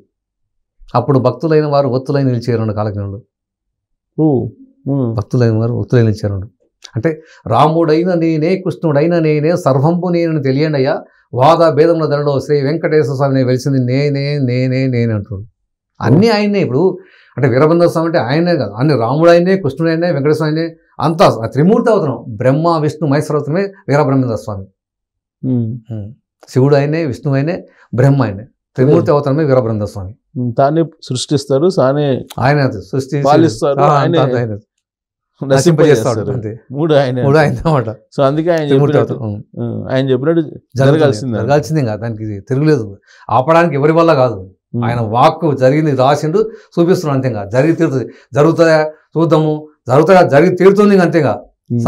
సమయం లేదు, ఇప్పుడు మొదలు పెట్టి చూసుకోమండి అంతేగా. 2024 నుండి చూసుకోండి. అందుకని మేము చాలా స్పష్టంగా చెప్తున్నాం. అందుకని నా భక్తులేమో నా ధర్మాలు వెదజల్లుతారని చెప్పుడు, నా రాకముందు నా భక్తులు ధర్మాన్ని చక్కదిద్దుతారని. చక్కదిద్దు అంటే కాలజ్ఞానం మందరికి చెప్తాం, కాలజ్ఞానం ప్రచారం చేస్తాం. ఇప్పుడు మీరు నన్ను చేస్తున్నా అంటే స్వామివారి అనుగ్రహం, ఆయన ఆజ్ఞ, మీకు అవకాశం, మీతో ఇంటర్వ్యూ చేస్తున్నాడు ఆ రకంగా. సో ఇలా ప్రచారం చేసినందువల్ల జరిగే నష్టం ఏమన్నా తగ్గుతుందా? ప్రచారం అంటే నా భక్తులు నా ప్రచారం తగ్గుతుంది. భయంతో భక్తి పెరిగిన భక్తులు రక్షింపబడేదన్నాడు. భయంతో అదే స్వామివారు చెప్పిండు, ప్రళయాలు వస్తాయంట, భూకంపాలు వస్తాయి, వస్తువులు వస్తున్నాయంట, చాలా జనష్టం జరగబోతున్నాయి, రోగాలు వస్తున్నాయి, ఆయన నమ్ముకుందాం, ఆయన పూజిస్తాం అని భయంతో భక్తి పెరిగాను, భక్తులు రక్షింపబడేదన్నాడు కాలజ్ఞానుడు.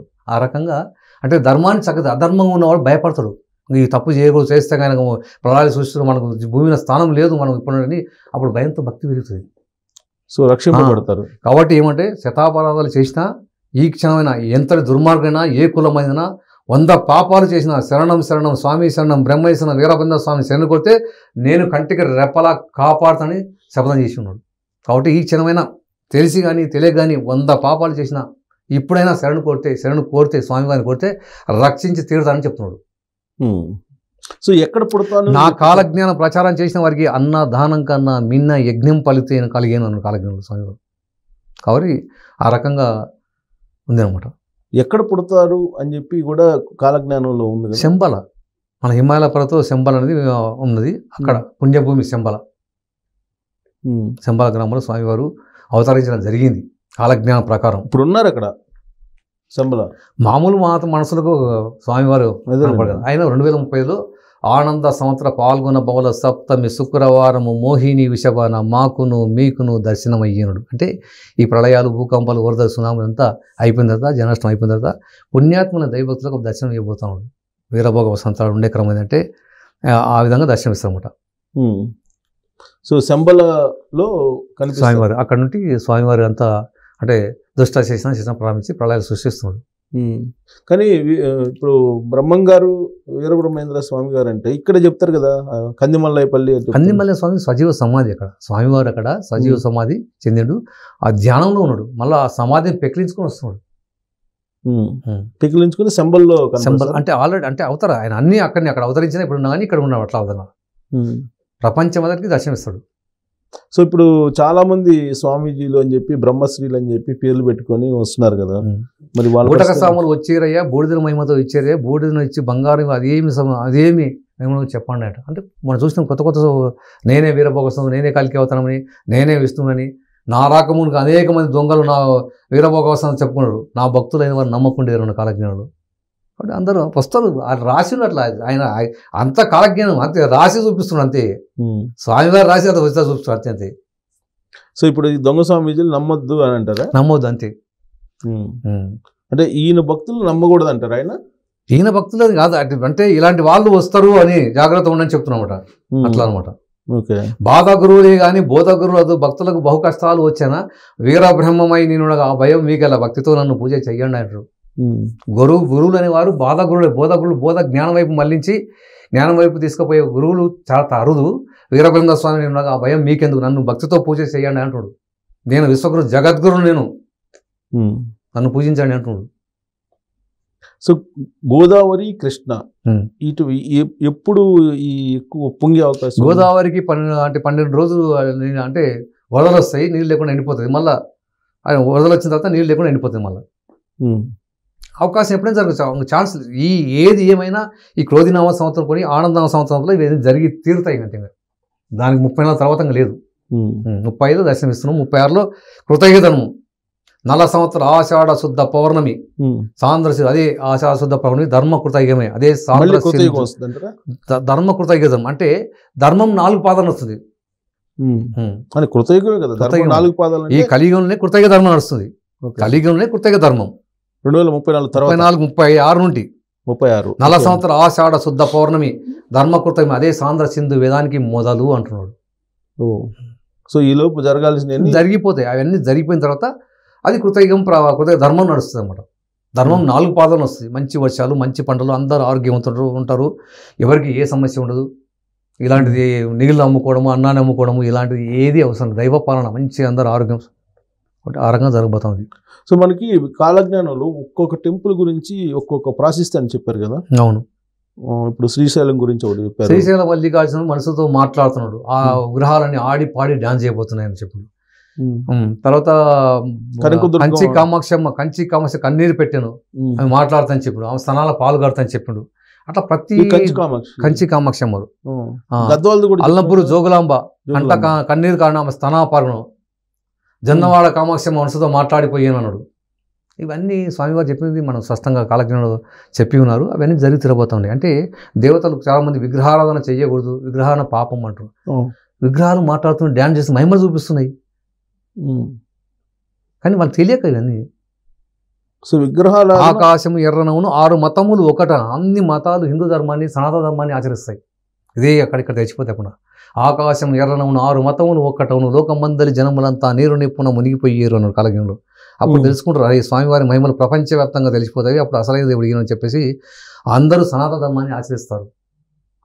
అసలు హిందూ మతం లేదంటారు కొంతమంది. ఎవరు లేరంటారు తెలియక వాళ్ళు అజ్ఞానంలో ఉన్నారు కలిగి మాయలో ఉన్నారు. ఉండేది రెండే ఒకటి క్రిస్టియన్ మతం రెండోది అది కలిగి వాళ్ళ చరిత్ర ఏంది 2 సంవత్సరాల 2024 సంవత్సరాల చరిత్ర యుగాల చరిత్ర సనాతన కలియుగం గతంలో ఉంది ఇప్పుడు ఉంది రేపు ఎప్పుడు ఉంటుంది మరి సనాతన ధర్మం. మన ఇప్పుడు వీళ్ళు లేదు అంటారు మనకి అంటే ఇప్పుడు మనం ఉన్న దేవస్థానంలో అన్ని దేవాలయాల్లో దేవుళ్ళు మహిమల విగ్రహాలు మాట్లాడబోతున్నాయి డ్యాన్స్ చేయబోతున్నాయి యాగాంటి నంది సంతకంత పెరుగుతున్నాడు మాట్లాడబోతున్నాడు మళ్ళీ వాళ్ళ విగ్రహాలు మాట్లాడుతున్నాయి. చెప్పండి మరి చూపించండి ఇక్కడ ఏం మాట మనం కాలజ్ఞానంలో మనం ఏ టెంపుల్ ఏ మహిమలు చూపించబోతున్నాం ముందుగానే చెప్తున్నాం. కలియుగం వీరభోగ సందర్శనం ముందుగా డేట్ సంవత్సరం చెప్తున్నాం.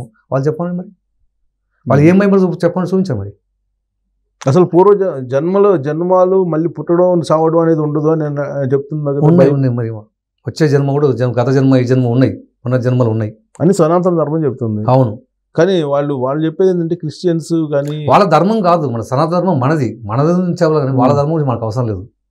అవసరం లేదు. కానీ వాళ్ళు ఏంటంటే అసలు హిందూ మతమే లేదు, సనాతన ధర్మం లేదు, వాళ్ళ ఏ ధర్మం, వాళ్ళ చరిత్ర చెప్పండి. ఇదేదో కొంతమంది కావాలని కొంతమంది ఇప్పుడు అంటారు. మనము ఇప్పుడు హిందూ ధర్మం గురించి సనాతన ధర్మం గురించి చెప్తున్నాము స్పష్టంగా, ఏం జరగబోతుందో, ఏ దేవాల్లో ఏ మహిమలు చూపబోతున్నారు, ఏం రాబోయే కాలంలో భవిష్యత్తు ఎలా ఉండబోతుంది, కృతజ్ఞతనం ఎప్పుడు జరగబోతా ఉంది, వీరభగవతంతో కలికి అవతారం ఎప్పుడు రాబోతుండు, స్పష్టంగా చెప్తున్నాం. మళ్ళీ వాళ్ళు చెప్పండి ఏముందో వాళ్ళ గ్రంథం చెప్పండి. వాళ్ళ చరిత్ర 2000 చరిత్ర, కలియుగ చరిత్ర. ఈ కలియుగంలోనే అంటే శాఖోపశాఖగా విడిపోయినమాట. ఈ సనాతన ధర్మం నుండి ఒక చెట్టు నుండి కొమ్మలు విడిపోయినాయి. ఆకాశము ఎర్రను 6 మతాలు ఒక్కటవును. అన్ని అంటే అన్ని నదులు కలిసి ఒక సముద్రం కలిసినట్టు ఈ చిన్న పెద్ద కలిసి అన్ని మన హిందూ ధర్మాన్ని ఆచరిస్తాయి త్వరలో 34 లోపలే త్వరలో అంటే గేమ్ అంతేగా అంతే. అప్పుడు తెలుసుకుంటాం అంతేగా. అప్పుడు దాకా నడుస్తుండే. సో ఇంకోటి ఏంటంటే ఏనుగుకి పంది పుట్టాను అనేది అవన్నీ జరిగిపోయినాయి సార్, జరిగిపోయినాయి. ఏనుగు కడుపున పంది పుట్టాను, పందికి కడుపున ఏనుగు పుట్టాను, వేప చెట్టుకు అమృతం కారాను, ఇవన్నీ జరిగిపోయినాయి. ఎప్పుడో జరిగిపోయినాయి, ఎన్నోసార్లు జరిగాయి, ఒక్కసారి కాదు చాలాసార్లు జరిగాయి.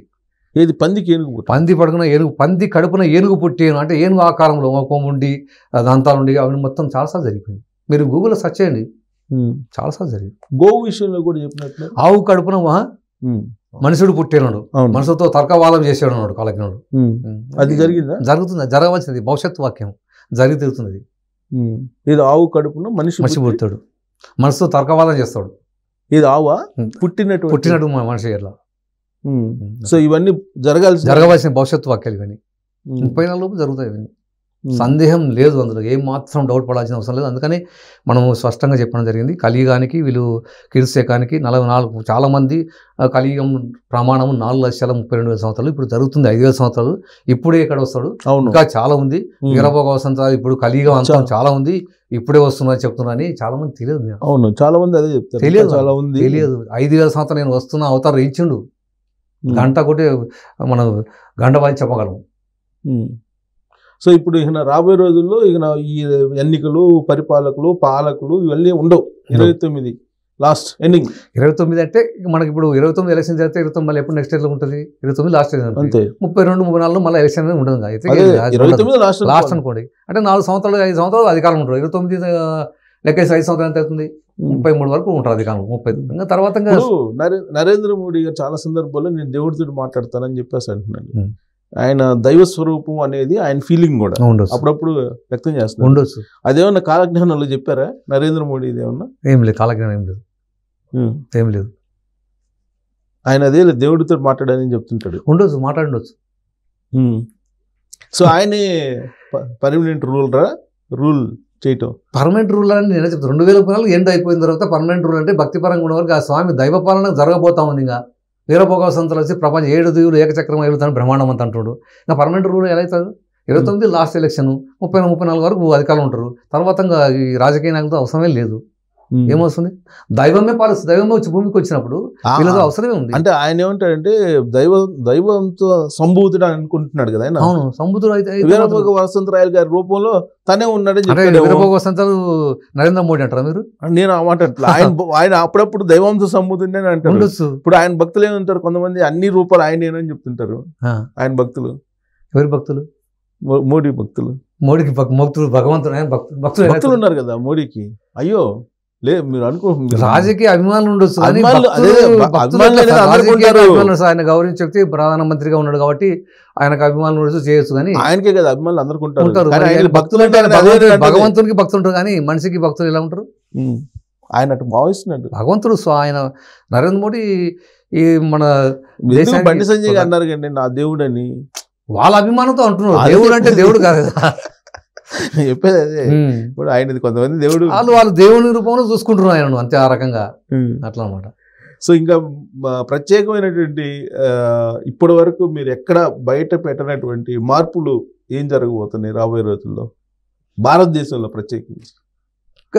ఒక భారతదేశం అని చెప్పడానికి కాదు కానీ ఏది ఏమైనా అంటే రాబోయే కాలంలో ఈ జననష్టం ఎక్కువ జరగబోతుంది. ప్రళయాలు, భూకంపాలు, వరదలు, సునామీలు, ఎటు చూసినా బీభత్సం. ప్రపంచం ఏం జరగబోతుంది అనేది ఎవరికి ఊహించని తరం కాదు. ఇప్పుడు మామూలు వర్షాలు పడవు, గంటలోనే ఊళ్ళకు గ్రామాలు కొట్టుకుపోయిన వర్షాలు పడతాయి, తుఫాన్లు వస్తాయి, విపరీతమైన ఎండలు. ఇప్పుడు 53 అంటే అబ్బా ఇంత ఎండ అంటాం. రాబోయే కాలం 60-65 డిగ్రీలు కూడా 70 డిగ్రీలు దాటే అవకాశాలు ఉంది. సూర్యుడు ఉగ్రరూపంగా వస్తాడు. ఆ వేడికి మానవ శరీర రక్త మాంసం కూడా ఇంకిపోతాడు. ప్రపంచం మొత్తం చుక్క నీరు కూడా ఉండదు. సముద్రాలు, నదులు, బావులు, చెరువులు, జలాలు లేక నీరింకిపోయిన కాలజ్ఞానం. కాబట్టి ఆ రకంగా ఆ వేడికి అగ్నివర్షం కురుస్తుంది. హంపి విరూపాక్షి 2 ఊళ్ళ మధ్య అగ్నివర్షం కురుస్తుందని చెప్పిన కాలజ్ఞానంలో. హంపి అంటే కర్ణాటక, మనం ఇప్పుడు రాజధాని అవుతుంది. అక్కడ ఆ ప్రాంతంలో హంపి విరూపాక్షి పక్కన 5-6 కిలోమీటర్ల డిస్టెన్స్ ఉంది. ఈ 2 ఊళ్ళ మధ్యన అగ్నివర్షం కురుస్తుందని చెప్పిన కాలజ్ఞానం. అన్ని ఈ 10 సంవత్సరాలు మ్యాక్సిమం మొత్తం అంతేగా, మ్యాక్సిమం కాదు, టోటల్గా 34 లోపల జరిగి తీరుతాయి. సో ఇది భూమి మీద యమదూతలు తిరుగుతారు. ఇవన్నీ ఏంటి? యమదూతలు నాటేమన్నా అంటే ఇప్పుడు ఇవి సృష్టించినప్పుడు జనాభా నచ్చినప్పుడు యమదూతలకు అంటే బ్రహ్మకు సృష్టించే పని తగ్గిపోతుంది.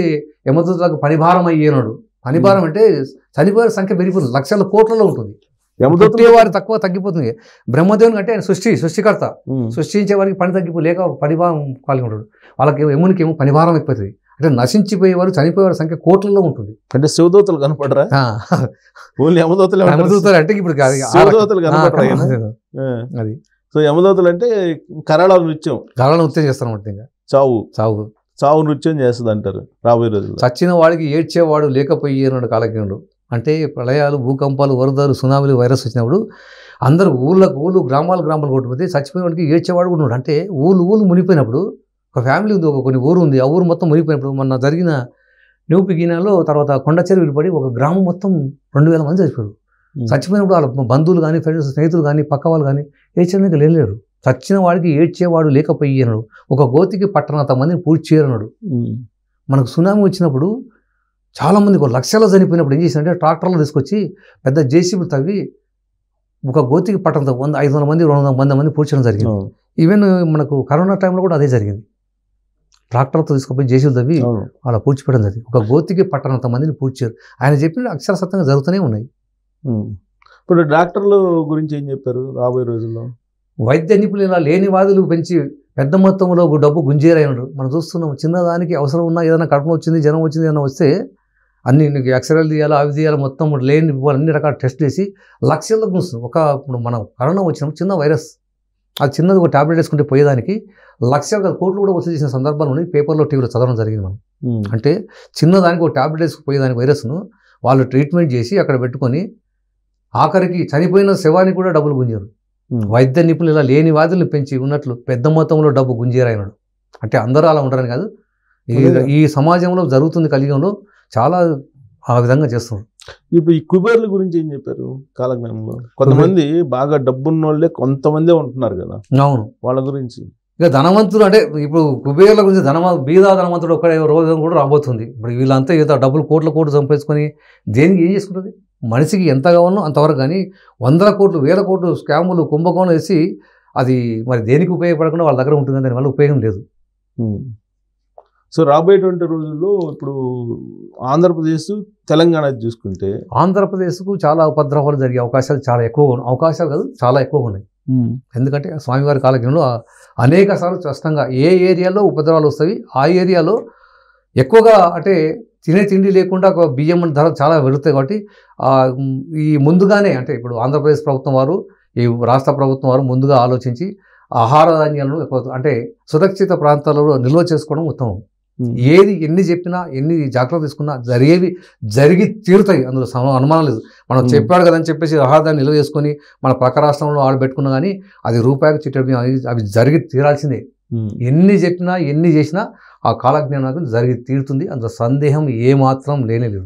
సైంటిఫిక్గా కూడా ఇప్పుడు హైదరాబాద్ ఉంది, ఇది సిస్మిక్ జోన్ అంటే భూకంప జోన్లో ఉంది అంటున్నారు. అవును. సో భూకంపాలు అవకాశం ఉంది హైదరాబాద్ అంటే ఒక హైదరాబాద్ అని కాదు, కానీ భూకంపాలు అనేది ఇక్కడేం జరుగుతాయి. హైదరాబాద్ మనకు తక్కువ ఉంది, అంత తక్కువ ఉంది అంత, కానీ మూసీ నది ఎఫెక్ట్ హైదరాబాద్ కూడా ఉంది అనమాట. హైదరాబాద్ రాబోయే రోజు మనకంటే మన హైదరాబాద్ నగరానికి చాలా దూరంలో నదులు కానీ ఈ సముద్రాలు కానీ చాలా మనకు దాదాపు 100 కిలోమీటర్ డిస్టెన్స్లో ఎక్కడ లేదు. మన కృష్ణానది తీసుకుంటే మనకు 150 కిలోమీటర్ దూరంలో మనకుంది. ఇప్పుడు ఇది గోదావరి నది కూడా అంత దగ్గర ఏం లేదు, అన్ని దూరంగా ఉన్నాయి. మనకు ఒకటి ఎఫెక్ట్ అంటే అది మూసీ నది ఎఫెక్ట్ ఉంది. ఆ మూసీ వరదలు వచ్చినప్పుడు ఆ తీర ప్రాంతాలకు వాళ్ళకి ఎఫెక్ట్ అది. మన రీసెంట్గా జరిగినప్పుడు మామూలుగా ఇది ఏంటంటే ఇప్పుడు చెరువులు కబ్జాలు అయిపోతున్నాయి. ఇవన్నీ కబ్జా చేయడం వల్ల ఆ అనవసరం అంటే వాళ్ళు మొత్తాన్ని అంటే చెరువులను ఈ యొక్క మూసీ నదుల దగ్గర ఆంచుకొని వాళ్ళు అంటే ఆ రకం చేయడం వల్ల వాళ్ళకి ఎఫెక్ట్ పడుతుంది. సో ఇప్పుడు అక్కడ చూసుకుంటే కనుక ఇది మీరు చెప్పిన హంపి రెండో రాజధాని అన్నారు, అక్కడేమో మళ్ళీ ఉపద్రవం ఉందని చెప్తున్నారు. మళ్ళీ మీరు హంపి విరిపేసిన 2 మంది అగ్నివర్షం కురుస్తారు, అగ్నివర్షం కురుస్తుంది, అక్కడ నష్టం జరుగుతుంది అంతే. ఆ రెండుల మధ్య అగ్నివర్షం కురుస్తుంది చెప్పుడు. ఇప్పుడు బనగానపల్లి ఉంది, బనగానపల్లి ఆయన స్వామివారి కాలజ్ఞానం రాసింది. స్వామివారి గోవులం కాసి అక్కడ ఆ గుహలో స్వామివారి కూర్చొని కాలజ్ఞానం రచన చేయడం జరిగింది. అవును, దానికి ఏదో విశిష్టత చెప్పారు కదా. దానికి విశిష్టత అంటే జుర్రేరు అంటే సముద్రం మొత్తం అంటే ప్రపంచం మొత్తం చుక్క నీరు లేకపోతే ఆ జుర్రేరు బనగానపల్లిలో జుర్రేరు నీరు ఇంకా అని చెప్తున్నాడు. అక్కడ నీళ్లు ఉంటాయి అంటున్నాడు. సో ప్రపంచం ఎటు పోయినా ప్రపంచం అంటే అది మొత్తం చుక్క సముద్రాలు కూడా ఎండిపోతాయి. నదులు, బావులు, సముద్రం మొత్తం చుక్క నీళ్ళలోకి వెళ్ళిపోతాయి. కానీ బనగానపల్లిలో జుర్రేరు నీరు ఇంకా అక్కడ నీళ్ళు ఉంటాయి. సో ప్రపంచం మొత్తం అక్కడికి వచ్చి తాగాలంటారా? అట్లా కాదు, అక్కడ నీళ్ళు ఉంటాయని చెప్తున్నాడు. అక్కడ నీళ్ళు చెప్తున్నాడు, ప్రపంచం అంతా నీళ్ళు లేకుండా చేస్తున్నాడు. సో అది వెలిగిపోతుంది అంటే భక్తి పరంగా అప్పుడు కూడా భక్తులు కాని వారు అప్పుడు అంటే జనం రకరకాలుగా నశించాలి కాబట్టి అట్లా రకరకాలుగా చేపిస్తున్నమాట. అక్కడ నీళ్లు లేకుండా చేయడం వల్ల అది అనమాట. ఇప్పుడు కందిమల్లాయపల్లి, ఆ బనగానపల్లి అవి కందిమల్లాయపల్లి నా రాకముందు కందిమల్లాయపల్లి పన్నవడ పట్టణం అయితే అని చెప్పాను. అంటే ఈ ప్రళయాలు, భూకంపాలు వదిలి వచ్చినప్పుడు భక్తిపరంగా ఉన్న వాళ్ళందరూ అంటే వాళ్ళకి శక్తినిచ్చి అందరూ అక్కడికి వెళ్తారు, అక్కడ ఇల్లు కట్టుకోవడం, ఆ రకంగా పన్నవడ పట్టణం అయిపోతుంది. ఇంకా ఇప్పుడు రాబోయే కాలంలో వేగంగా జరిగిపోతాయి. ఇంకా ఇప్పుడు జరిగినప్పుడు చూసి అరే స్వామివారి మహిమలు తెలుసుకొని అంతా అక్కడ ఆల్రెడీ కొనిపెట్టుకుంటారు. ఇప్పుడు ఇమ్మీడియట్గా ఏముంది, 2 నెలల రోజులు కడుతున్నారు రెడీమేడ్. 2 నెలలు పెద్ద సమస్య ఏం కాదు, జరిగిపోతాయి. రాబోయే రోజుల్లో అక్కడ బనగానపల్లి పన్నవడ పట్టణం అయితే 2034 వరకు. సో అక్కడ కొంచెం పుణ్యాత్ములు ఉంటారు, ఉంటారు అంతే కదా. అంతే మీరు చెప్పారు అంతే. భక్తులైన వారు అక్కడ చేరుకుంటారు. నా భక్తులైన వారు 50 మంది కందిమల్లాయపల్లి చేరుకుంటారని చెప్పిండు. నా భక్తులు 50 మంది కందిమల్లాయపల్లి చేరుకుంటారు, అప్పుడు పన్నవడ పట్టణం అవుతుంది. సో ఇప్పుడు మొత్తం అంతా 2034 అంతే కదా. 34లో స్వామివారి అంటే కలియుగాంతం అది. బాగుగా ఆనంద సంవత్సరం నాగమల్య రీతిగా నరలంతా చచ్చేడు యోగం ఇక ముందు వచ్చాను తెలియండి. అంటే ఆనంద సంవత్సరం 2034 ఆ సంవత్సరంలో నరలంతా చచ్చిపోయే రాబోతుంది అంటున్నాడు. గోవులు సంతతి పెరిగిద్ది అని చెప్పి అట్లా ఉందా? గోవుల సంతతి పెరగట్లేదు, తగ్గుతుంది కాదు. ఈ యుగాంతం తర్వాత మళ్ళీ మామూలుగా కృతయుగ ధర్మంలో అన్ని మామూలు అయిపోతుంది ఇంకా మళ్ళీ అది. సో ఈ మొత్తం సృష్టి అనేది కొత్తది మనం చూడబోతా ఉన్నాం. ఇది 2034. సో ఈ లోపు ఇది ఆర్టిఫిషియల్ ఇంటెలిజెన్స్ లేకపోతే టెక్నాలజీ ఉండదు, మొబైల్స్ ఉండవు, ల్యాప్టాప్లు ఉండవు, ఇవన్నీ ఏవి పనిచేయవు అంతే.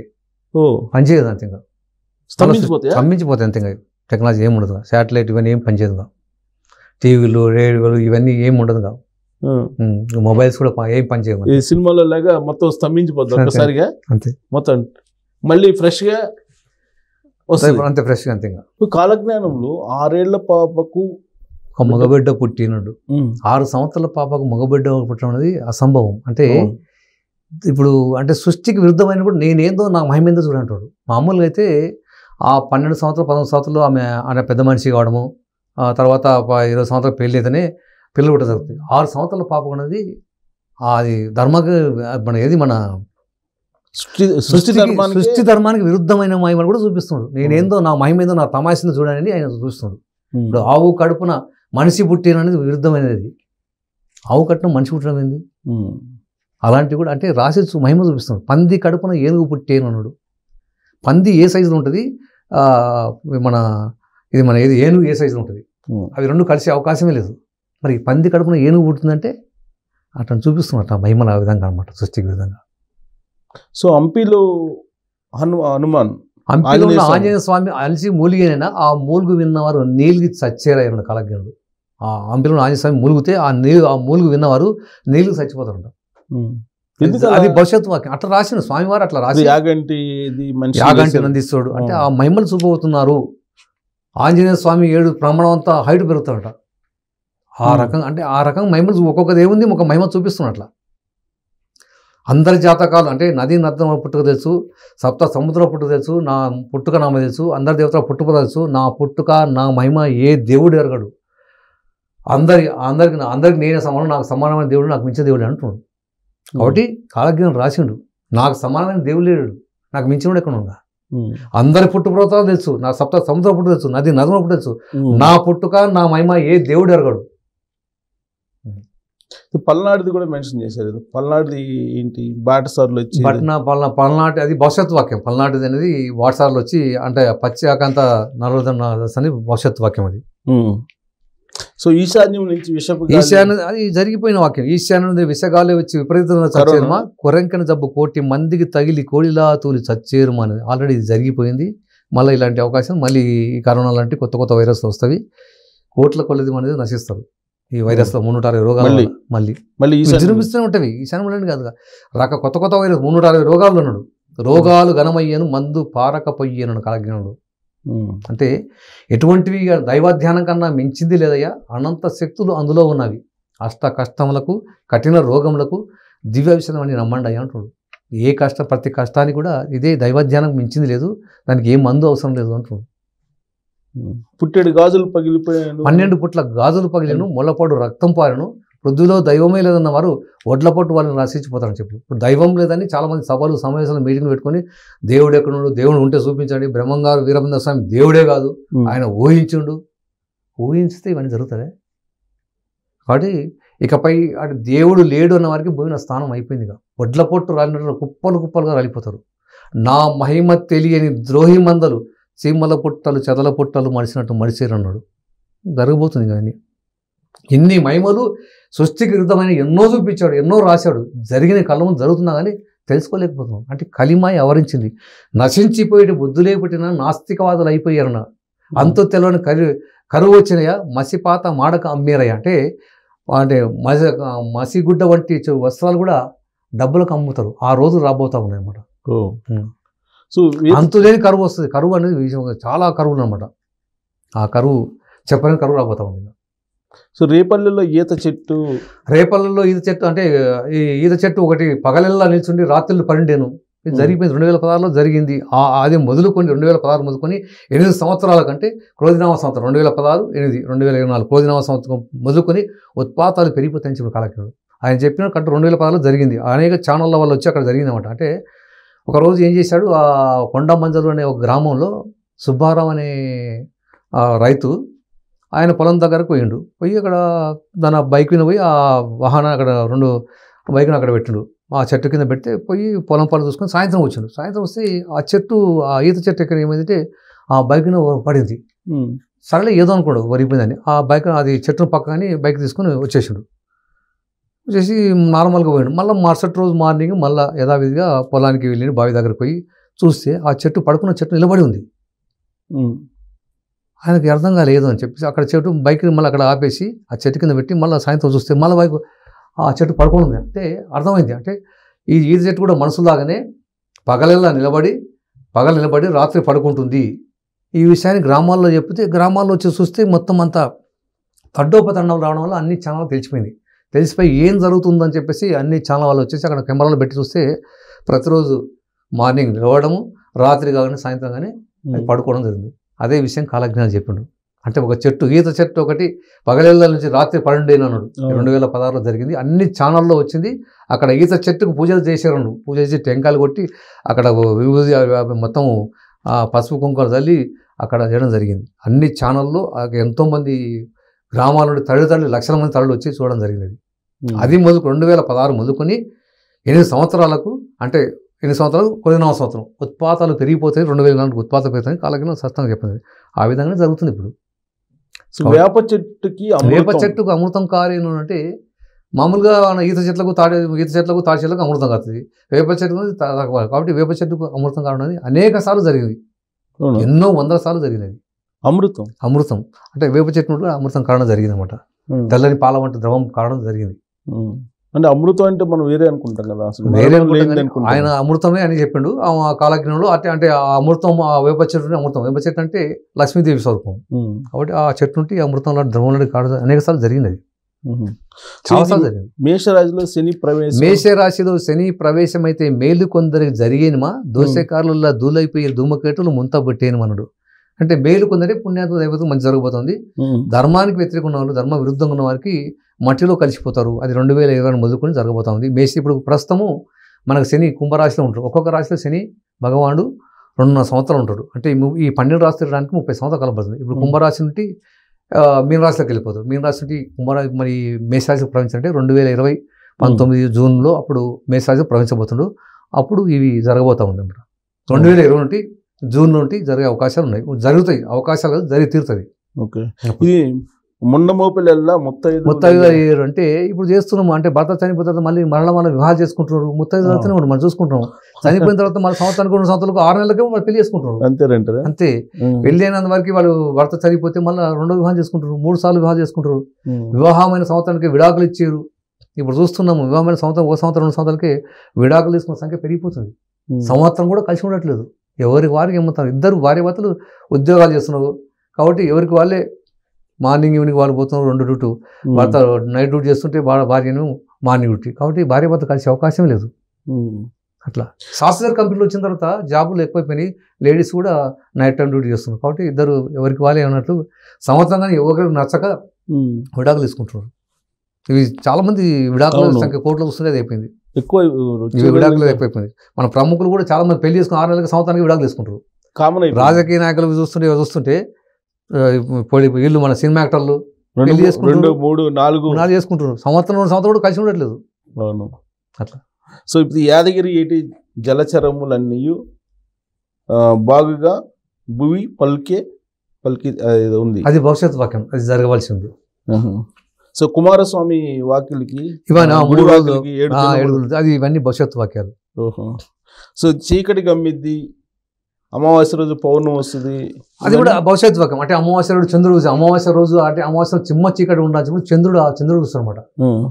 ఆ రాత్రి 12 గంటలప్పుడు సూర్యుడు వస్తాడు, కనిపిస్తాడు. పట్టపగలు చుక్కలు కనిపించే జరిగింది. భవిష్యత్తు చుక్క పట్టపగలు చుక్కలు కనిపించి జరిగిపోయింది. ఆ సూర్యగ్రహణం అప్పుడు మనకు పట్టపగలు మధ్యాహ్నం 2 గంటలప్పుడు పట్టపగలు చిమ్మ చీకటి అయిపోయి మొత్తం చుక్కలు కడపడ్డాయి. 1980లో జరిగిపోయింది. జరిగినది. సో ఇక హంపి విరూపాక్షి ఉత్తర దేశంలో సత్తుగా ప్రజలంతా కత్తులతో వేటలాడారు. అది జరగవలసి ఉంది. అది కూడా భవిష్యత్ వాక్యమే. ఉత్తర దేశం ఎంత అక్కడ యుద్ధ వాతావరణం జరగబోతుంది అన్నమాట. ఇది ఉత్తరాది ఉత్తర దేశం ముందు. సో 4 యుగాలకి మనం మానవ శరీర నిర్మాణానికి ఏంటి రిలేషన్ ఉందా? అంటే ఇప్పుడు 4 యుగాలని కృతయుగ ధర్మము, కృతయుగము, త్రేతాయుగము, ద్వాపరయుగం, కలియుగం. కలియుగం అంటే ఇప్పుడు ఈ కలియుగం అనేది, కలియుగంలో పాపం ఎక్కువ అనమాట. 3 భాగాలు పాపము, 1 భాగం అని పుణ్యము. అంటే మనుషులు ఈ కలియుగంలో అంటే ధర్మము, న్యాయం ఉండదు, వాయువర్షాలు ఉండవు, తల్లిదండ్రులు, దైవం మీద భక్తి ఉండదు, అన్నీ అంటే ఈ కలియుగం అట్లా ఉంటుంది అనమాట.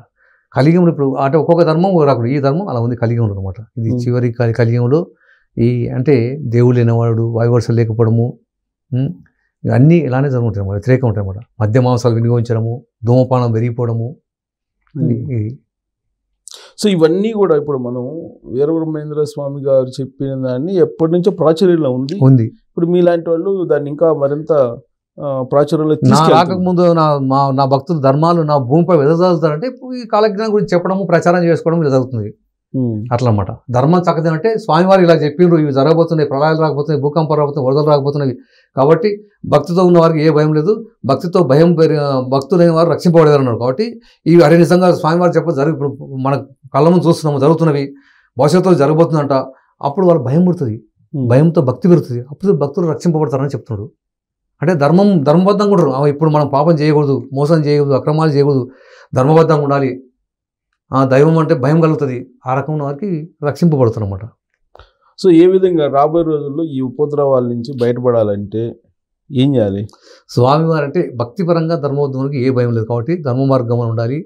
ఇప్పుడు ఈ శతాపురం 100 పాపాలు చేసిన ఈ క్షణమైనా పక్షాతపడి స్వామివారిని శరణు కొడితే ఖచ్చితంగా అంటే రాముడైనా నేనే, కృష్ణుడైనా నేనే, సర్వంబు నేను తెలియండి. వాద భేదంలో దండలో వస్తే వెంకటేశ్వర స్వామి వెలిసింది కాబట్టి అంతా నేనే. కాబట్టి ఎవరైతే భక్తి స్వామివారిని వేడుకుంటారో, నేను తప్పు చేసిన పొరపాటు వేడుకుంటారో వారిని ఎలా ఖచ్చితంగా కాపాడి తీరుతానని చెప్పడం జరిగింది.